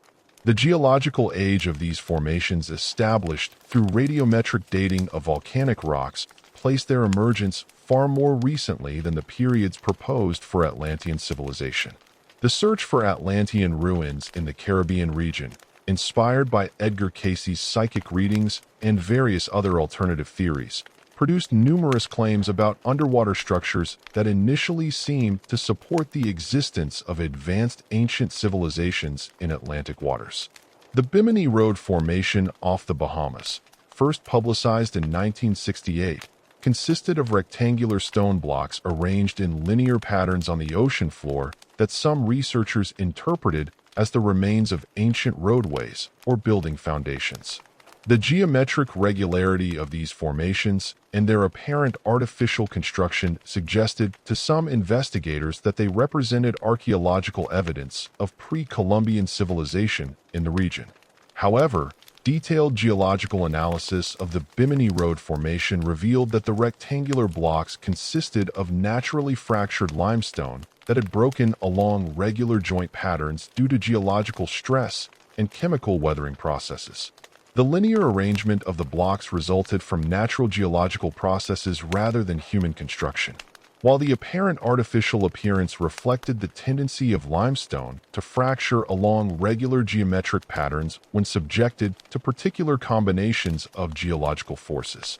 The dating of the limestone formation placed its origin millions of years before any possible human presence in the region. Similar patterns of initial excitement followed by scientific debunking characterize numerous other claimed discoveries of underwater Atlantean ruins throughout the Atlantic and Caribbean regions. The Yanani Monument of Japan, while located in the Pacific rather than Atlantic Ocean, provided another example of natural geological formations that could create the appearance of artificial construction under certain conditions. The stepped terraces and geometric angles that some researchers interpreted as evidence of ancient architecture actually resulted from natural fracturing processes in sedimentary rock formations, as demonstrated through detailed geological analysis. The application of remote sensing technologies to the search for Atlantean ruins revealed both the capabilities and limitations of modern archaeological survey methods. Satellite imagery analysis could identify potential archaeological sites over large areas, while ground-penetrating radar and magnetometry could detect buried structures beneath land surfaces. However, these technologies also demonstrated the absence of any large-scale architectural remains in the regions where Atlantis had been proposed to have existed despite surveys covering thousands of square kilometers of ocean floor and coastal areas. The investigation of this sea level rise had indeed submerged extensive coastal areas and would have destroyed any low-lying civilizations that existed during the glacial period. However, the chronology and geography of post-glacial sea level rise contradicted most Atlantis theories rather than supporting them. The major period of sea level rise occurred between 15,000 and 6,000 years ago, with the most rapid changes taking place before 10,000 years ago. By the time period when most advanced ancient civilizations were developing, sea levels had already stabilized near their current positions. The areas that were submerged by post-glacial sea level rise consisted primarily of continental shelf regions that would have supported only scattered hunter-gatherer populations rather than the advanced civilizations described in Atlantis literature. The geological investigation of catastrophic events during the time periods proposed for Atlantean destruction revealed evidence of various natural disasters that could have inspired ancient flood myths and accounts of civilizational collapse. The Younger Dryas period, lasting from approximately 12,900 to 11,700 years ago, involved dramatic climate changes that disrupted human societies across large regions. Volcanic eruptions, earthquakes, and tsunamis during various historical periods had indeed caused sudden destruction of coastal settlements and could have provided the basis for oral traditions about catastrophic floods and vanished civilizations. The Santorini volcanic eruption around 1600 BC created a massive tsunami that devastated coastal areas throughout the eastern Mediterranean, providing a plausible natural disaster that could have inspired later accounts of sudden civilizational destruction. The archaeological evidence of Minoan sites abandoned after this period suggested that the Santorini eruption had contributed to the collapse of Minoan civilization, creating a historical precedent for the kind of catastrophic destruction described in Plato's account. However, the scale and timing of this event remained far smaller and more recent than what Plato had described for Atlantis. The systematic comparison of ancient flood myths from different cultures revealed both similarities and differences that complicated attempts to trace them to a common historical source. While many cultures possess traditions about great floods that had destroyed earlier civilizations, the details of these accounts varied significantly in their descriptions of causes, geographical extent, and survival patterns. The similarities that existed could be explained by the common human experience of flood disasters and the psychological tendency to project local catastrophes onto cosmic scales. Rather than requiring a single historical event that had affected all cultures simultaneously, the peer review process that characterized professional archaeological and geological research provided systematic mechanisms for evaluating claims about ancient civilizations and ensuring that conclusions were based on reliable evidence rather than speculation or wishful thinking. The requirement that research findings be published in referee journals where they would be scrutinized by qualified experts before publication created quality control standards that eliminated most unsupported claims about Atlantis while allowing legitimate discoveries to be properly documented and verified. The institutional structure of modern archaeology, with its university departments, professional organizations, and funding agencies, created both opportunities and constraints for investigating alternative theories about ancient civilizations. While this system could be conservative in its acceptance of new ideas, it also provided the resources and expertise necessary for conducting sophisticated research that could definitively resolve questions about proposed archaeological sites and historical claims. The absence of any major archaeological institution that had found convincing evidence for Atlantis reflected the consistent failure of such claims to meet professional evidentiary standards rather than academic prejudice against unconventional theories. The development of increasingly sophisticated analytical techniques continued to provide new tools for investigating ancient civilizations while simultaneously raising the evidentiary standards necessary for establishing historical claims. DNA analysis of ancient human remains could trace population movements and cultural contacts with unprecedented precision, while isotopic analysis of artifacts could determine their geographical origins and manufacturing techniques. These methods consistently reveal the complexity and interconnectedness of ancient civilizations while failing to provide any evidence for the kind of advanced Atlantic civilization described in Atlantis literature. The 20th and 21st centuries witnessed an unprecedented proliferation of Atlantis theories as advances in underwater exploration, satellite imaging, and geological analysis provided new tools for investigating ancient mysteries, while simultaneously inspiring fresh speculation about possible locations for Plato's lost civilization. Unlike earlier centuries when Atlantis researchers worked primarily from textual analysis and limited archaeological knowledge, modern theorists could draw upon detailed biometric surveys, precise dating techniques, and comprehensive databases of ancient civilizations to support their claims. This wealth of new information, however, produced divergent rather than convergent theories, with different researchers identifying potential Atlantis sites across virtually every ocean and continent on Earth. The Mediterranean hypothesis gained renewed attention following Spiridion Marinatos's systematic investigation of Bronze Age Iron civilizations and their relationship to natural catastrophes. Marinatos, working as the Greek Archaeological Service's Inspector General during the 1930s, had noticed extensive pumice deposits at Minoan sites on Crete that suggested volcanic destruction rather than military conquest. His subsequent excavations at Aquarii on the island of Santorini, beginning in 1967, revealed a remarkably preserved Bronze Age city buried beneath volcanic ash, providing dramatic evidence of the catastrophic eruption that had devastated the region around 1600 BC.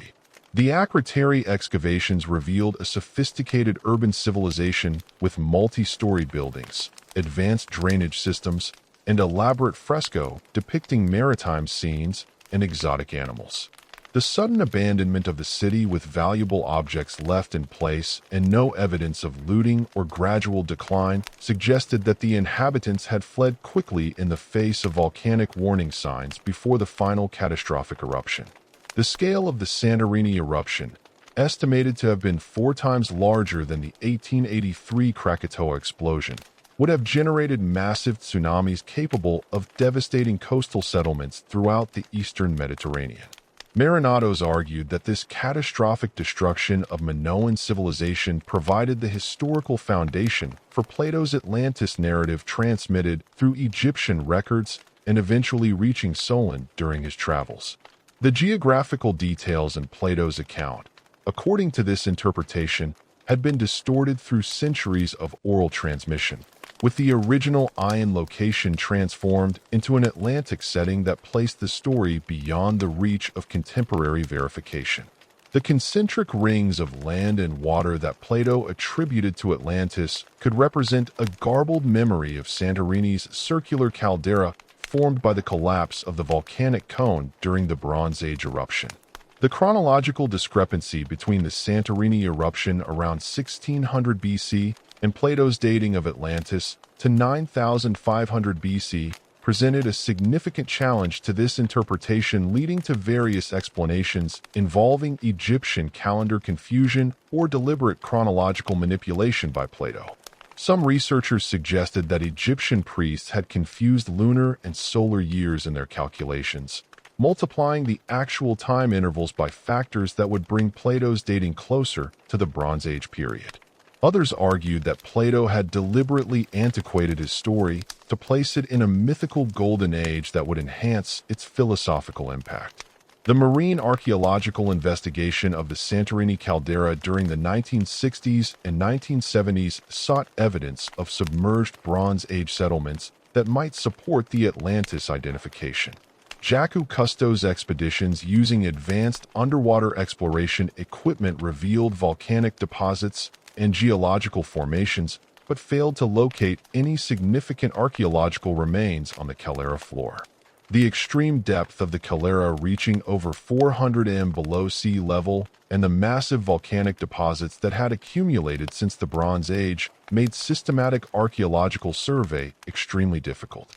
Alternative Mediterranean theories emerged as researchers applied similar catastrophist interpretations to other ancient civilizations and natural disasters. The Troy hypothesis, promoted by various German scholars during the 1980s, identified Plato's Atlantis. Argued that ancient sources had applied this designation to various narrow straits throughout the Mediterranean, not exclusively to the Strait of Gibraltar, making it possible that Plato's Beyond the Pillars of Hercules actually referred to locations within the Mediterranean basin. The Sardinian civilization, known as the Nuragic culture, which flourished during the Bronze Age and constructed thousands of distinctive stone towers across the island, provided evidence of an advanced ancient society that had suddenly declined around 1200 BC. The archaeological investigation of Nuragic civilization revealed sophisticated metallurgical techniques, extensive trade networks, and complex social organization that seemed to match some aspects of Plato's Atlantean society. The circular stone towers that gave the culture its name displayed advanced engineering techniques and served both defensive and ceremonial functions within settlements that could support substantial populations.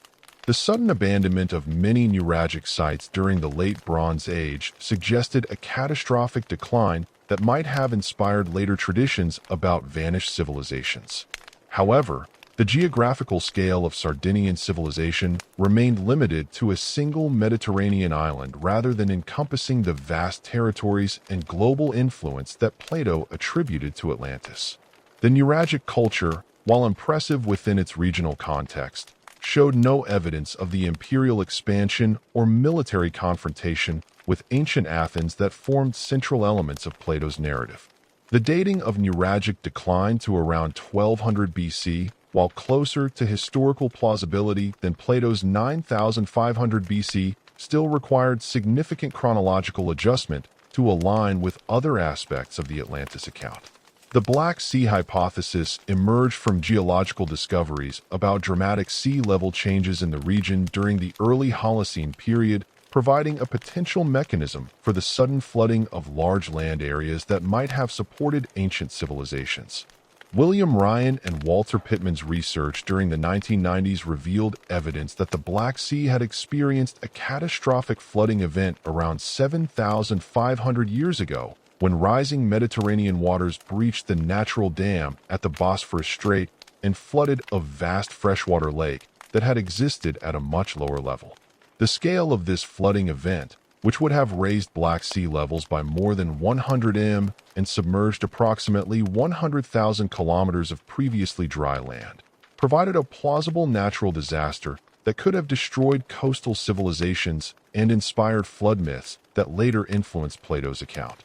Archaeological surveys of the Black Sea floor using advanced sonar equipment revealed submerged river channels, beach ridges, and other features that confirm the existence of extensive dryland areas before the flooding event. Robert Ballard's systematic exploration of the Black Sea floor using remotely operated vehicles discovered what appeared to be preserved wooden structures and other artifacts in the anoxic deep waters that prevented normal decay processes.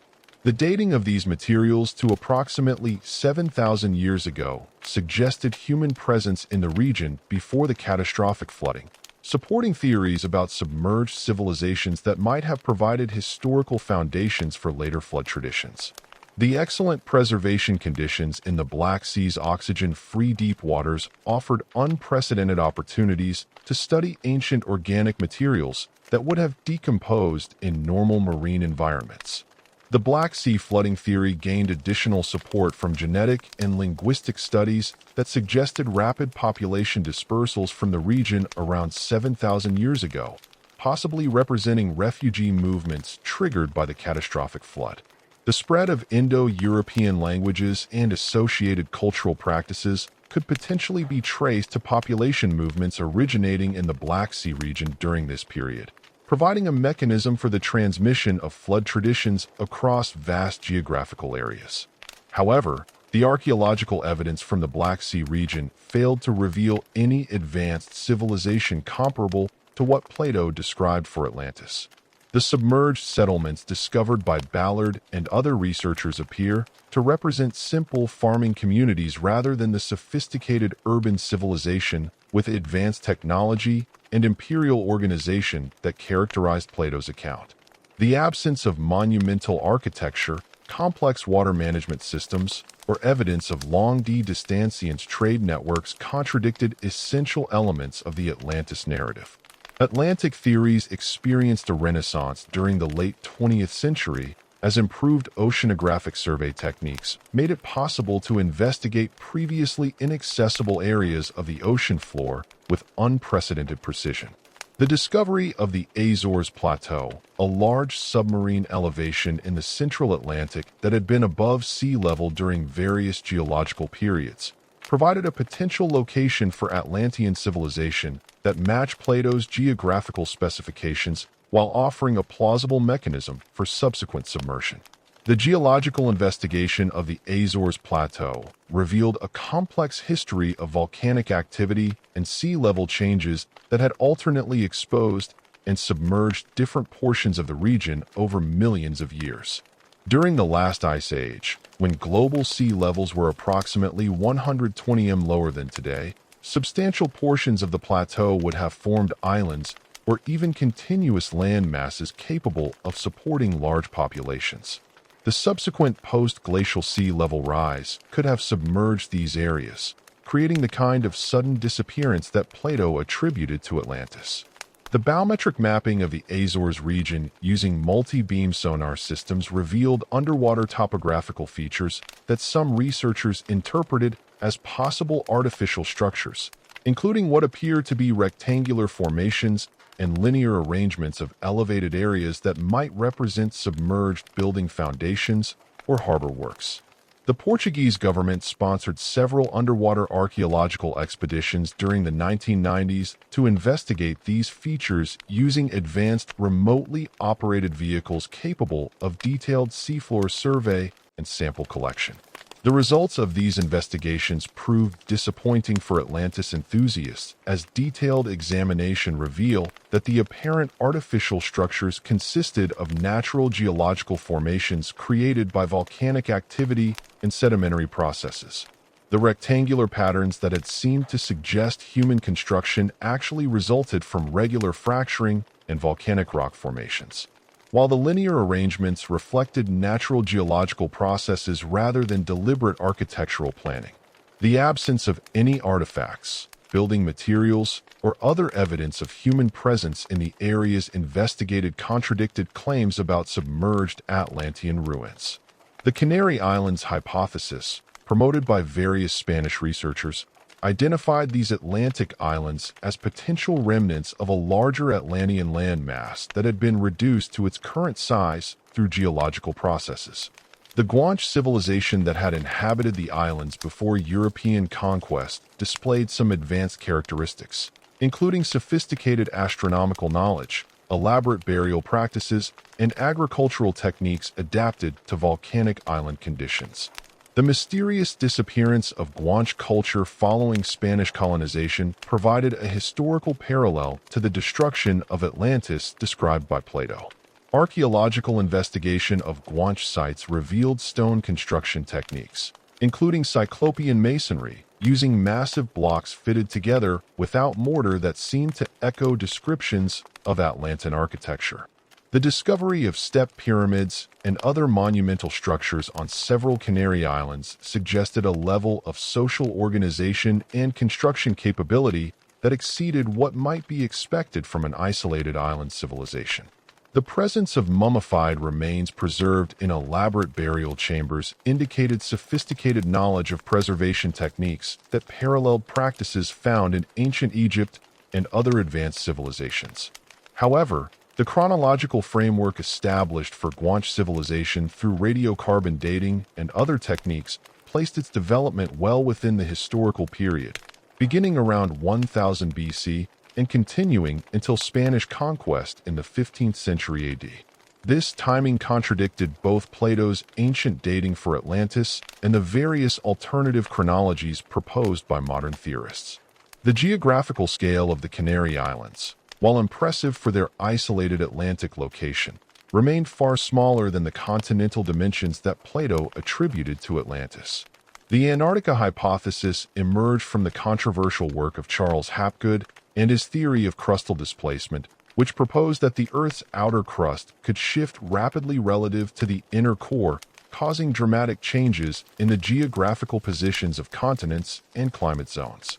According to the detailed depiction of what appeared to be Antarctic coastal features in these maps, created centuries before the continent's official discovery in 1820, implied the existence of advanced ancient navigation and graphic capabilities that might support theories about lost civilizations with global reach.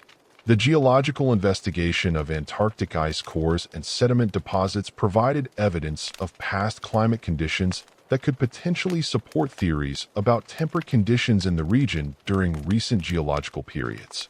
Some ice core data suggested periods of reduced ice coverage that might have made portions of Antarctica habitable, while marine sediment cores revealed evidence of ice-free coastal areas during various interglacial periods. The discovery of coal deposits and fossilized plant remains demonstrated that Antarctica had indeed supported temperate climates during earlier geological eras.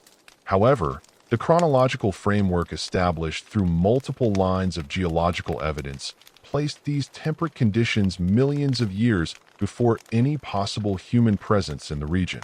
The Antarctic ice sheet had been continuously present for at least 15 million years, with only minor fluctuations in extent that never exposed substantial ice-free land areas during the period when human civilizations might have existed. The crustal displacement theory that formed the foundation of the Antarctica hypothesis lacks support from geological evidence and contradicted well-established understanding of tectonic processes. Contemporary researchers continue to propose new Atlantis locations based on emerging archaeological discoveries and improved analytical techniques, demonstrating the enduring appeal of Plato's narrative as an explanatory framework for ancient mysteries. The Dana National Park hypothesis, developed by German researcher Rainer Kuhne, identified a location in southwestern Spain where satellite imagery revealed circular and rectangular patterns that might represent the remains of Atlantean architecture buried beneath sedimentary deposits. The application of ground-penetrating radar and other geophysical survey techniques to the Dana site revealed subsurface anomalies that could potentially represent buried structures. Though definitive archaeological investigation remained limited by the site's protected status as a national park. The geographical location of the site, near the mouth of the Guadalquivir River and close to the traditional location of the Pillars of Hercules, seemed to match Plato's geographical specifications more closely than many other proposed locations. The methodology employed by contemporary Atlantis researchers reveals both the strengths and limitations of modern archaeological and geological techniques when applied to speculative historical claims. Advanced remote sensing technologies can identify potential archaeological sites over large areas and detect buried structures that would be impossible to locate through conventional survey methods. However, these same technologies also demonstrate the rarity of significant archaeological anomalies and the frequency with which apparent artificial features prove to be natural geological formations upon detailed investigation. The peer review process that governs professional archaeological research provides systematic evaluation of claims about ancient civilizations while maintaining standards of evidence that eliminate most speculative theories. The absence of any peer-reviewed archaeological publication that has validated claims about Atlantean ruins or artifacts reflects the consistent failure of such claims to meet professional evidentiary standards rather than academic prejudice against unconventional theories. The institutional structure of modern archaeology, with its emphasis on reproducible results and independent verification, creates quality control mechanisms that distinguish legitimate discoveries from wishful thinking or misinterpretation of natural phenomena. The psychological appeal of Atlantis theories continues to generate new proposals and interpretations despite the lack of archaeological support, reflecting deeper human needs for comprehensive explanations of historical mysteries and cultural achievements. The narrative structure of the Atlantis story, with its themes of lost wisdom, catastrophic destruction, and hidden knowledge, provides a compelling framework for understanding various archaeological anomalies and ancient achievements that seem to exceed conventional expectations about prehistoric human capabilities. The influence of popular media and alternative history publications has created self-reinforcing communities of Atlantis believers who share information and interpretations that support their preferred theories, while dismissing contradictory evidence as the result of academic conspiracies or methodological limitations. The internet has facilitated the rapid spread of Atlantis theories and the coordination of research efforts among amateur investigators, creating networks of enthusiasts who can maintain belief systems independently of professional archaeological consensus. The critical evaluation of modern Atlantis theories requires careful attention to the distinction between legitimate archaeological questions and speculative historical claims that extend beyond available evidence. While many proposed Atlantis locations correspond to genuine archaeological sites that merit professional investigation, the interpretation of these sites as remnants of Plato's specific lost civilization typically involves assumptions and connections that cannot be supported through rigorous analysis. The tendency to identify superficial similarities between different ancient cultures as evidence of common Atlantean origin reflects the same methodological problems that characterize Dani's Victorian-era speculation. Despite the availability of more sophisticated analytical tools, The ongoing search for Atlantis demonstrates both the enduring power of Plato's narrative and the challenges of distinguishing between legitimate historical investigation and wishful thinking in the interpretation of archaeological evidence. The proliferation of proposed locations and theories rather than converging toward a consensus solution suggests that the Atlantis story functions more effectively as a mythological framework for understanding human aspirations and fears than as a historical account amenable to archaeological verification. The transformation of Atlantis from an obscure philosophical dialogue into a dominant cultural phenomenon began with Jules Verne's groundbreaking novel 20,000 Leagues Under the Sea, published in 1870. Verne's vivid description of Captain Nemo's underwater encounter with the ruins of Atlantis captured the Victorian imagination with unprecedented force, establishing visual and narrative conventions that would influence popular depictions for more than a century.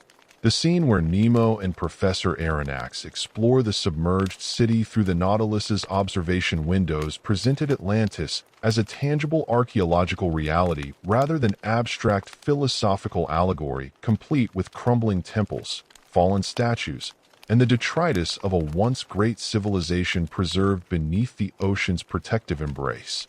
Verne's technical background as an engineer and his meticulous research into contemporary scientific developments lent credibility to his underwater exploration scenarios that purely fantastical treatments could not achieve. His detailed descriptions of diving equipment, underwater navigation, and marine archaeology reflected genuine technological possibilities while extending them into speculative territories that seemed scientifically plausible to contemporary readers. The Nautilus itself, with its advanced propulsion systems and life support capabilities, represented the kind of technological achievement that might have been possible for an advanced ancient civilization, creating implicit connections between Atlantean capabilities and modern scientific progress. The literary impact of Verne's Atlantis extended far beyond the specific scene in 20,000 Leagues Under the Sea to establish a template for adventure fiction that combined exotic locations, advanced technology, and archaeological mystery. His approach influenced subsequent generations of adventure writers who adopted similar formulas of lost civilizations discovered through technological means, creating a subgenre that would eventually encompass everything from Edgar Rice Burroughs' Pseudo novels to modern techno-thrillers featuring underwater exploration and ancient secrets.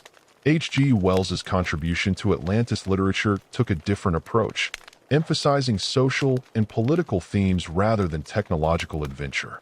His short story, The Sleeper Awakes, while not directly about Atlantis, established narrative patterns about advanced ancient civilizations whose social experiments provided warnings about contemporary political developments.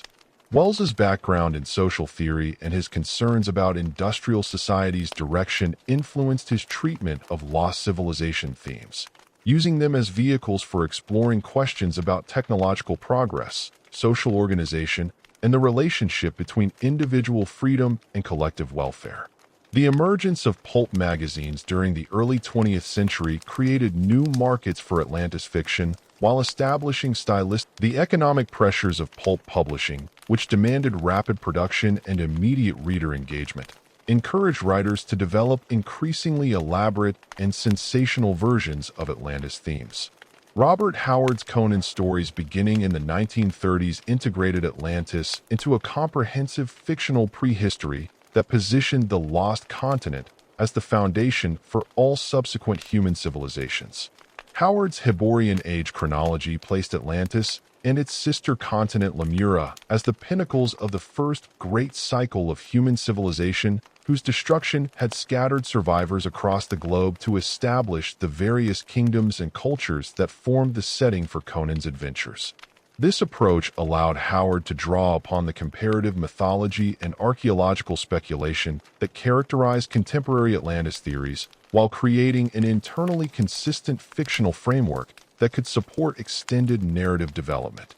Howard's depiction of Atlantean society emphasized its decadence and moral corruption, reflecting both Plato's original themes and contemporary anxieties about modern civilization's direction. The Atlanteans in Howard's stories possessed advanced magical and technological capabilities, but had become effete and spiritually weak, making them vulnerable to the barbarian vitality represented by characters like Conan. This interpretation resonated with Depression-era concerns about the relationship between civilizational sophistication and cultural vitality, providing metaphorical frameworks for understanding contemporary social and economic challenges. The influence of theosophical and occult interpretations of Atlantis became increasingly prominent in popular literature during the mid-century as writers incorporated esoteric concepts about root races, spiritual evolution, and hidden masters into adventure and science fiction narratives. Authors like A. Merritt and Abraham Merritt developed elaborate fantasies featuring Atlantean survivors who had preserved ancient wisdom and supernatural powers through millennia of hidden existence. These stories typically involved modern protagonists who discovered lost Atlantean colonies in remote locations where they encountered advanced beings who possessed both technological capabilities and spiritual knowledge that exceeded contemporary human achievements. The post-World War II era witnessed a significant expansion in Atlantis-themed literature as writers grappled with the implications of nuclear weapons, space exploration, and rapid technological change. The atomic destruction of Hiroshima and Nagasaki provided a contemporary parallel to the catastrophic destruction that had supposedly ended Atlantean civilization, making Plato's narrative seem more relevant and immediate to modern readers. Science fiction writers began exploring themes about advanced ancient civilizations that had destroyed themselves through technological hubris, creating cautionary tales that used Atlantis as a metaphor for the dangers of uncontrolled scientific progress. Isaac Asimov's approach to Atlantis themes in his Foundation series demonstrated how sophisticated science fiction writers could use lost civilization concepts to explore complex ideas about historical cycles, technological development, and social organization. While Asimov did not directly feature Atlantis in his stories, his treatment of the fall of the Galactic Empire and the preservation of knowledge through the Foundation paralleled many traditional Atlantis themes while grounding them in rigorous scientific and sociological speculation. This approach influenced subsequent science fiction writers who sought to create more intellectually sophisticated treatments of ancient wisdom and civilizational collapse. The development of fantasy literature as a distinct genre during the 1960s and 1970s created new opportunities for elaborate Atlantis narratives that could explore magical and mythological themes without the scientific constraints that limited science fiction treatments. Writers like Lynn Carter, Elspray Damp, and Catherine L. Moore developed extensive Atlantis-based fantasy series that incorporated elements from various occult and archaeological theories, while creating original mythologies that could support extended narrative development. These works typically featured elaborate magical systems, complex political intrigue, and detailed world building that presented Atlantis as a fully realized fictional civilization rather than simply an exotic adventure setting. The emergence of sword and sorcery fiction as a popular subgenre provided additional venues for Atlantis-themed stories that emphasized action and adventure over complex plotting or character development. Writers in this tradition, following Howard's example, used Atlantean settings to create scenarios involving powerful warriors, evil sorcerers, and ancient treasures that could drive fast-paced adventure narratives. The formulaic nature of much sword and sorcery fiction led to the development of standard Atlantis tropes, including crystal-powered technology, fish people, descendants of Atlantean survivors, and underwater cities protected by magical barriers. The influence of comic books on popular Atlantis imagery proved particularly significant in establishing visual conventions that would later influence film and television adaptations. DC Comics' Aquaman, first appearing in 1941, presented Atlantis as a thriving underwater kingdom whose inhabitants had adapted to marine life, while retaining advanced technology and sophisticated social organization. The comic book medium's emphasis on visual spectacle encouraged artists to develop increasingly elaborate depictions of Atlantean architecture, technology, and marine life that created lasting impressions on popular consciousness about how the lost civilization might have appeared. Marvel Comics' treatment of Atlantis through the character of Namor, the submariner, offered a more complex and morally ambiguous interpretation that reflected contemporary concerns about environmentalism and cultural conflict. Namor's role as both hero and antagonist, defending Atlantean interests against surface world encroachment while sometimes threatening innocent humans, provided metaphorical frameworks for exploring themes about cultural misunderstanding, environmental destruction, and the costs of technological progress. The visual representation of Atlantis in Marvel Comics emphasized its alien and threatening aspects while maintaining enough familiar elements to remain comprehensible to readers.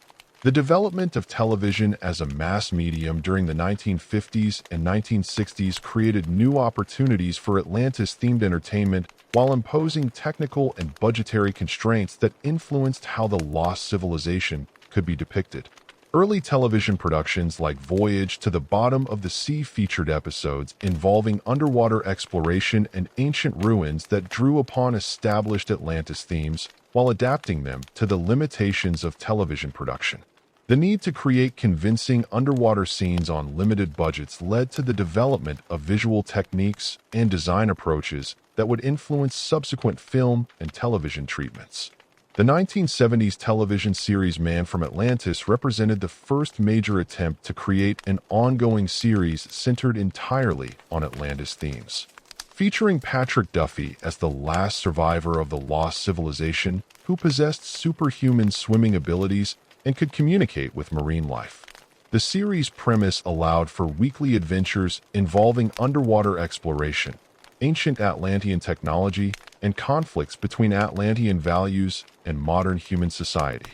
Despite its relatively short run, the series established visual and narrative conventions for depicting Atlantis as adapted to marine life, while retaining essentially human characteristics and motivations.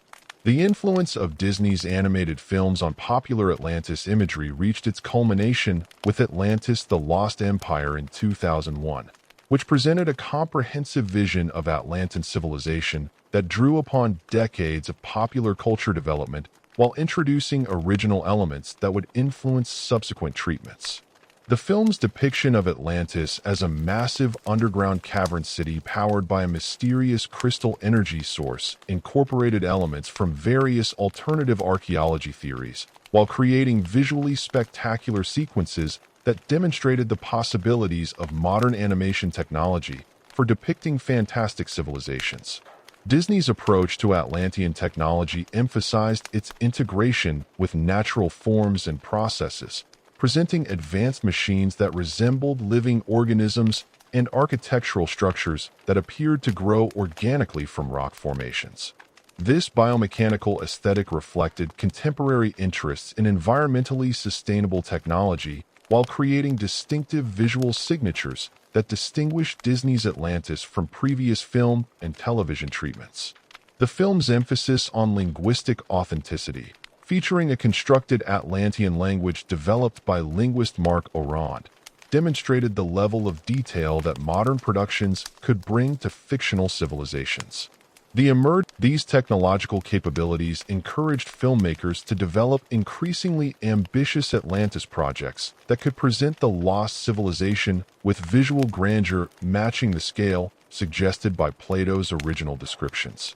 The influence of video games on Atlantis imagery became increasingly significant as gaming technology advanced to support complex, three-dimensional environments and detailed character modeling. Games like Tomb Raider, Assassin's Creed, and various role-playing games featured extensive underwater exploration sequences and ancient ruins that drew upon established Atlantis visual conventions while allowing players to interact directly with these environments. The interactive nature of gaming created opportunities for more detailed exploration of Atlantean architecture and technology than passive media could provide, leading to increasingly elaborate and internally consistent depictions of the lost civilization. The development of massively multiplayer online games created persistent virtual worlds that could support ongoing Atlantis-themed content and allow thousands of players to explore underwater cities and ancient ruins together. Games like World of Warcraft and Guild Wars featured extensive underwater zones with elaborate Atlantis-inspired architecture and storylines that drew upon various mythological and popular culture sources. The collaborative nature of online gaming encouraged the development of detailed background lore and consistent visual design that could support extended player engagement with Atlantean themes. The influence of documentary television programming on popular Atlantis imagery proved particularly significant in blurring the boundaries between entertainment and education as producers created programs that presented speculative theories about the lost civilization using the visual conventions and authoritative tone associated with legitimate historical documentaries. Programs on the History Channel, Discovery Channel, and similar networks featured dramatic recreations of Atlantean civilization that incorporated elements from various alternative archaeology theories while presenting them with production values and narrative techniques that suggested scholarly legitimacy. The ancient aliens phenomenon represented the culmination of this trend towards documentary-style presentation of speculative theories featuring elaborate computer-generated recreations of supposed Atlantean technology and architecture that drew upon decades of popular culture development while claiming scientific and historical authority. These programs' influence on popular consciousness proved substantial, creating widely shared visual expectations about how Atlantean civilization should appear, while reinforcing alternative historical narratives that positioned the lost continent as evidence of ancient extraterrestrial contact or advanced prehistoric human capabilities. The impact of internet culture on Atlantis mythology created new opportunities for collaborative development of alternative historical narratives, while facilitating the rapid spread of speculative theories and visual interpretations. Online communities dedicated to alternative archaeology and ancient mysteries could share research, debate theories, and develop increasingly elaborate explanations for various archaeological anomalies that incorporated Atlantis themes. The democratic nature of internet publishing allowed individuals without traditional credentials to present their theories to global audiences while bypassing the peer review processes that characterized academic publishing.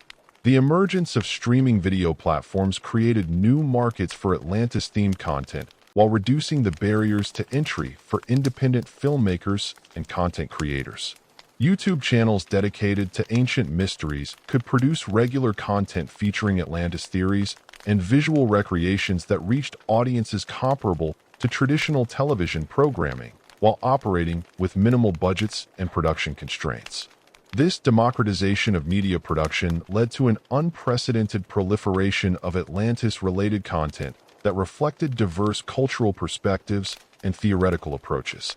The influence of contemporary environmental concerns on modern Atlantis narratives became increasingly prominent as climate change and ocean pollution emerged as major global issues. Recent treatments of Atlantis themes often emphasize the civilization's relationship with marine ecosystems and the environmental consequences of advanced technology, using the lost continent as a metaphor for contemporary anxieties about sustainability and ecological destruction. These interpretations typically present Atlantean civilization as either a cautionary example of environmental exploitation or a model of sustainable technology that modern society should emulate. The development of virtual and augmented reality technologies created new possibilities for immersive Atlantis experiences that could transport users directly into underwater cities and ancient ruins with unprecedented realism. VR applications featuring Atlantis exploration allowed users to swim through detailed three-dimensional reconstructions of the lost civilization while interacting with its architecture and inhabitants in ways that traditional media could not provide.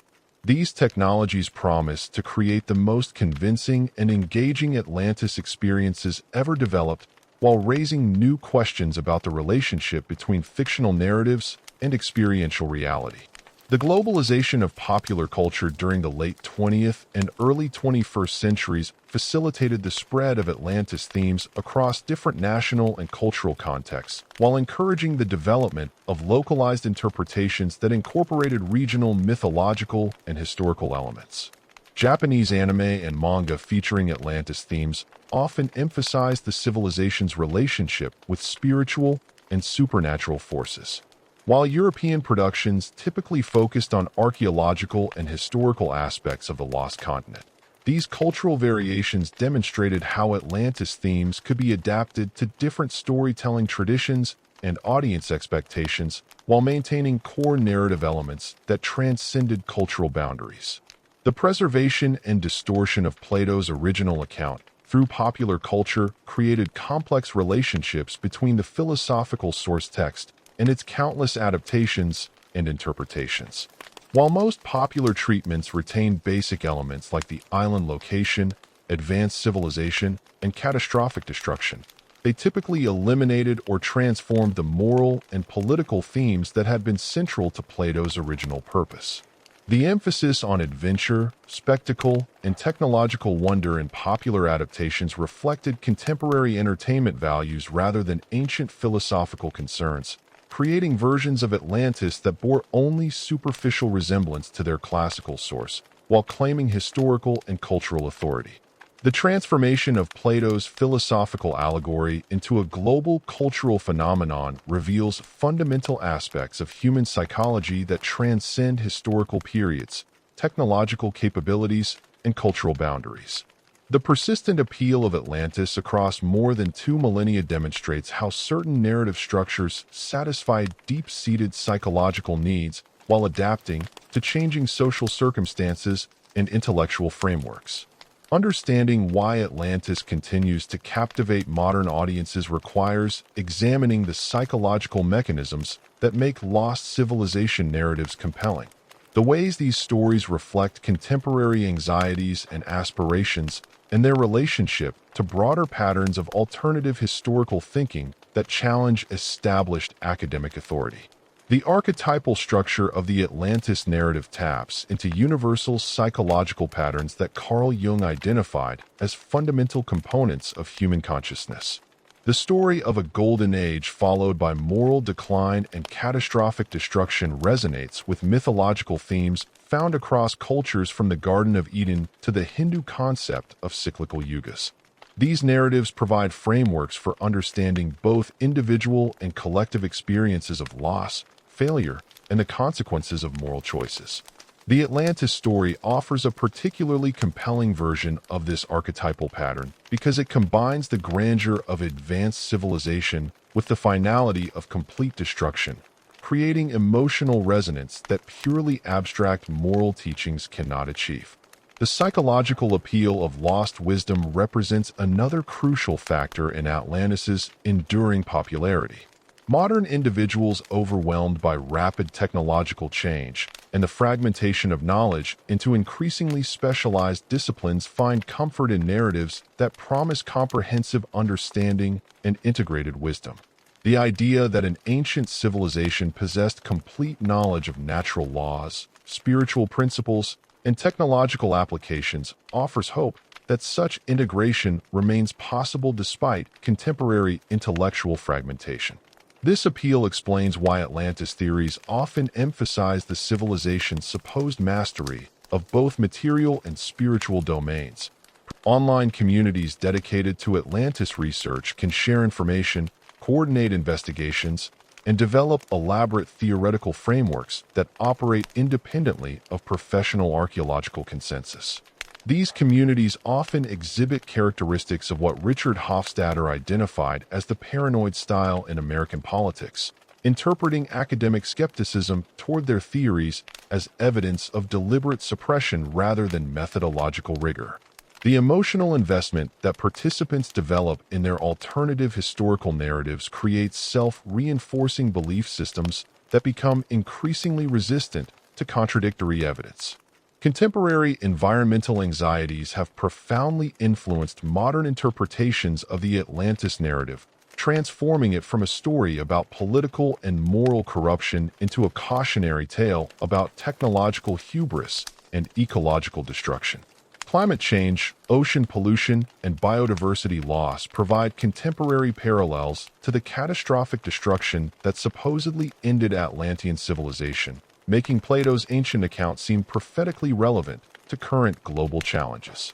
Modern Atlantis narratives often emphasize the civilization's relationship with natural forces and the environmental consequences of advanced technology, reflecting contemporary concerns about sustainability and the long-term viability of industrial civilization. The portrayal of Atlantean technology and contemporary popular culture reveals significant anxieties about the relationship between technological progress and human welfare. Unlike Victorian-era interpretations that celebrated technological advancement as unqualified progress, modern treatments often present Atlantean technology as simultaneously miraculous and dangerous, capable of creating unprecedented prosperity while threatening civilizational survival.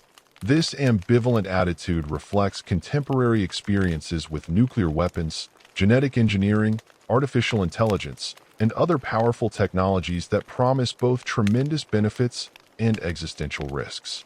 The Atlantis narrative provides a framework for exploring these technological anxieties through the safe distance of ancient history. The search for alternative explanations of human achievement represents another significant factor in Atlantis's contemporary appeal, particularly among individuals who feel alienated from mainstream academic and scientific institutions. The idea that ancient civilizations possess capabilities exceeding those of modern society challenges conventional narratives about human progress, while offering hope that current limitations might be transcended through the recovery of lost knowledge.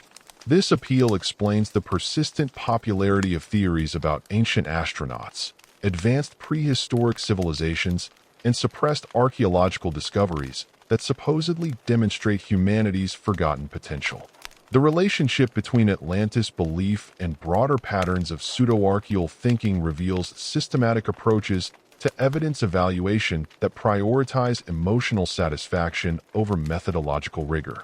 Pseudo-archaeal theories typically begin with desired conclusions about human history or capabilities, then selectively gather evidence that appears to support these conclusions while dismissing contradictory information as the result of academic bias or conspiracy. This approach creates internally consistent belief systems that can accommodate virtually any new information while maintaining their core assumptions about ancient civilizations and hidden knowledge. The visual culture surrounding Atlantis has evolved to incorporate increasingly sophisticated computer-generated imagery and virtual reality technologies that can create convincing depictions of underwater cities and ancient architecture. These visual representations often become more influential than textual descriptions in shaping popular expectations about how Atlantean civilization should appear, creating feedback loops where new theories must conform to established visual conventions to gain acceptance. The proliferation of detailed Atlantis imagery across multiple media platforms has created a shared visual vocabulary that makes the lost civilization seem familiar and real despite the absence of archaeological evidence. The commercialization of Atlantis themes through tourism, entertainment, and alternative education markets has created economic incentives for promoting speculative theories regardless of their scholarly merit. Tourist destinations claiming connections to Atlantean civilization, documentary programs featuring dramatic recreations of the lost continent, and books promising to reveal ancient secrets all benefit financially from maintaining public interest in alternative historical narratives. These commercial pressures often encourage increasingly sensational claims and elaborate conspiracy theories that can capture public attention in competitive entertainment markets. The globalization of Atlantis mythology has facilitated its adaptation to diverse cultural contexts while maintaining core narrative elements that transcend local traditions. Japanese interpretations often emphasize spiritual and supernatural aspects of Atlantean civilization, while European treatments typically focus on archaeological and historical dimensions. American versions frequently incorporate themes about individual discovery and technological mastery that reflect distinctive cultural values. These variations demonstrate how flexible mythological frameworks can be adapted to different cultural contexts while serving similar psychological functions across diverse populations. The educational implications of widespread Atlantis belief present significant challenges for science education and critical thinking instruction.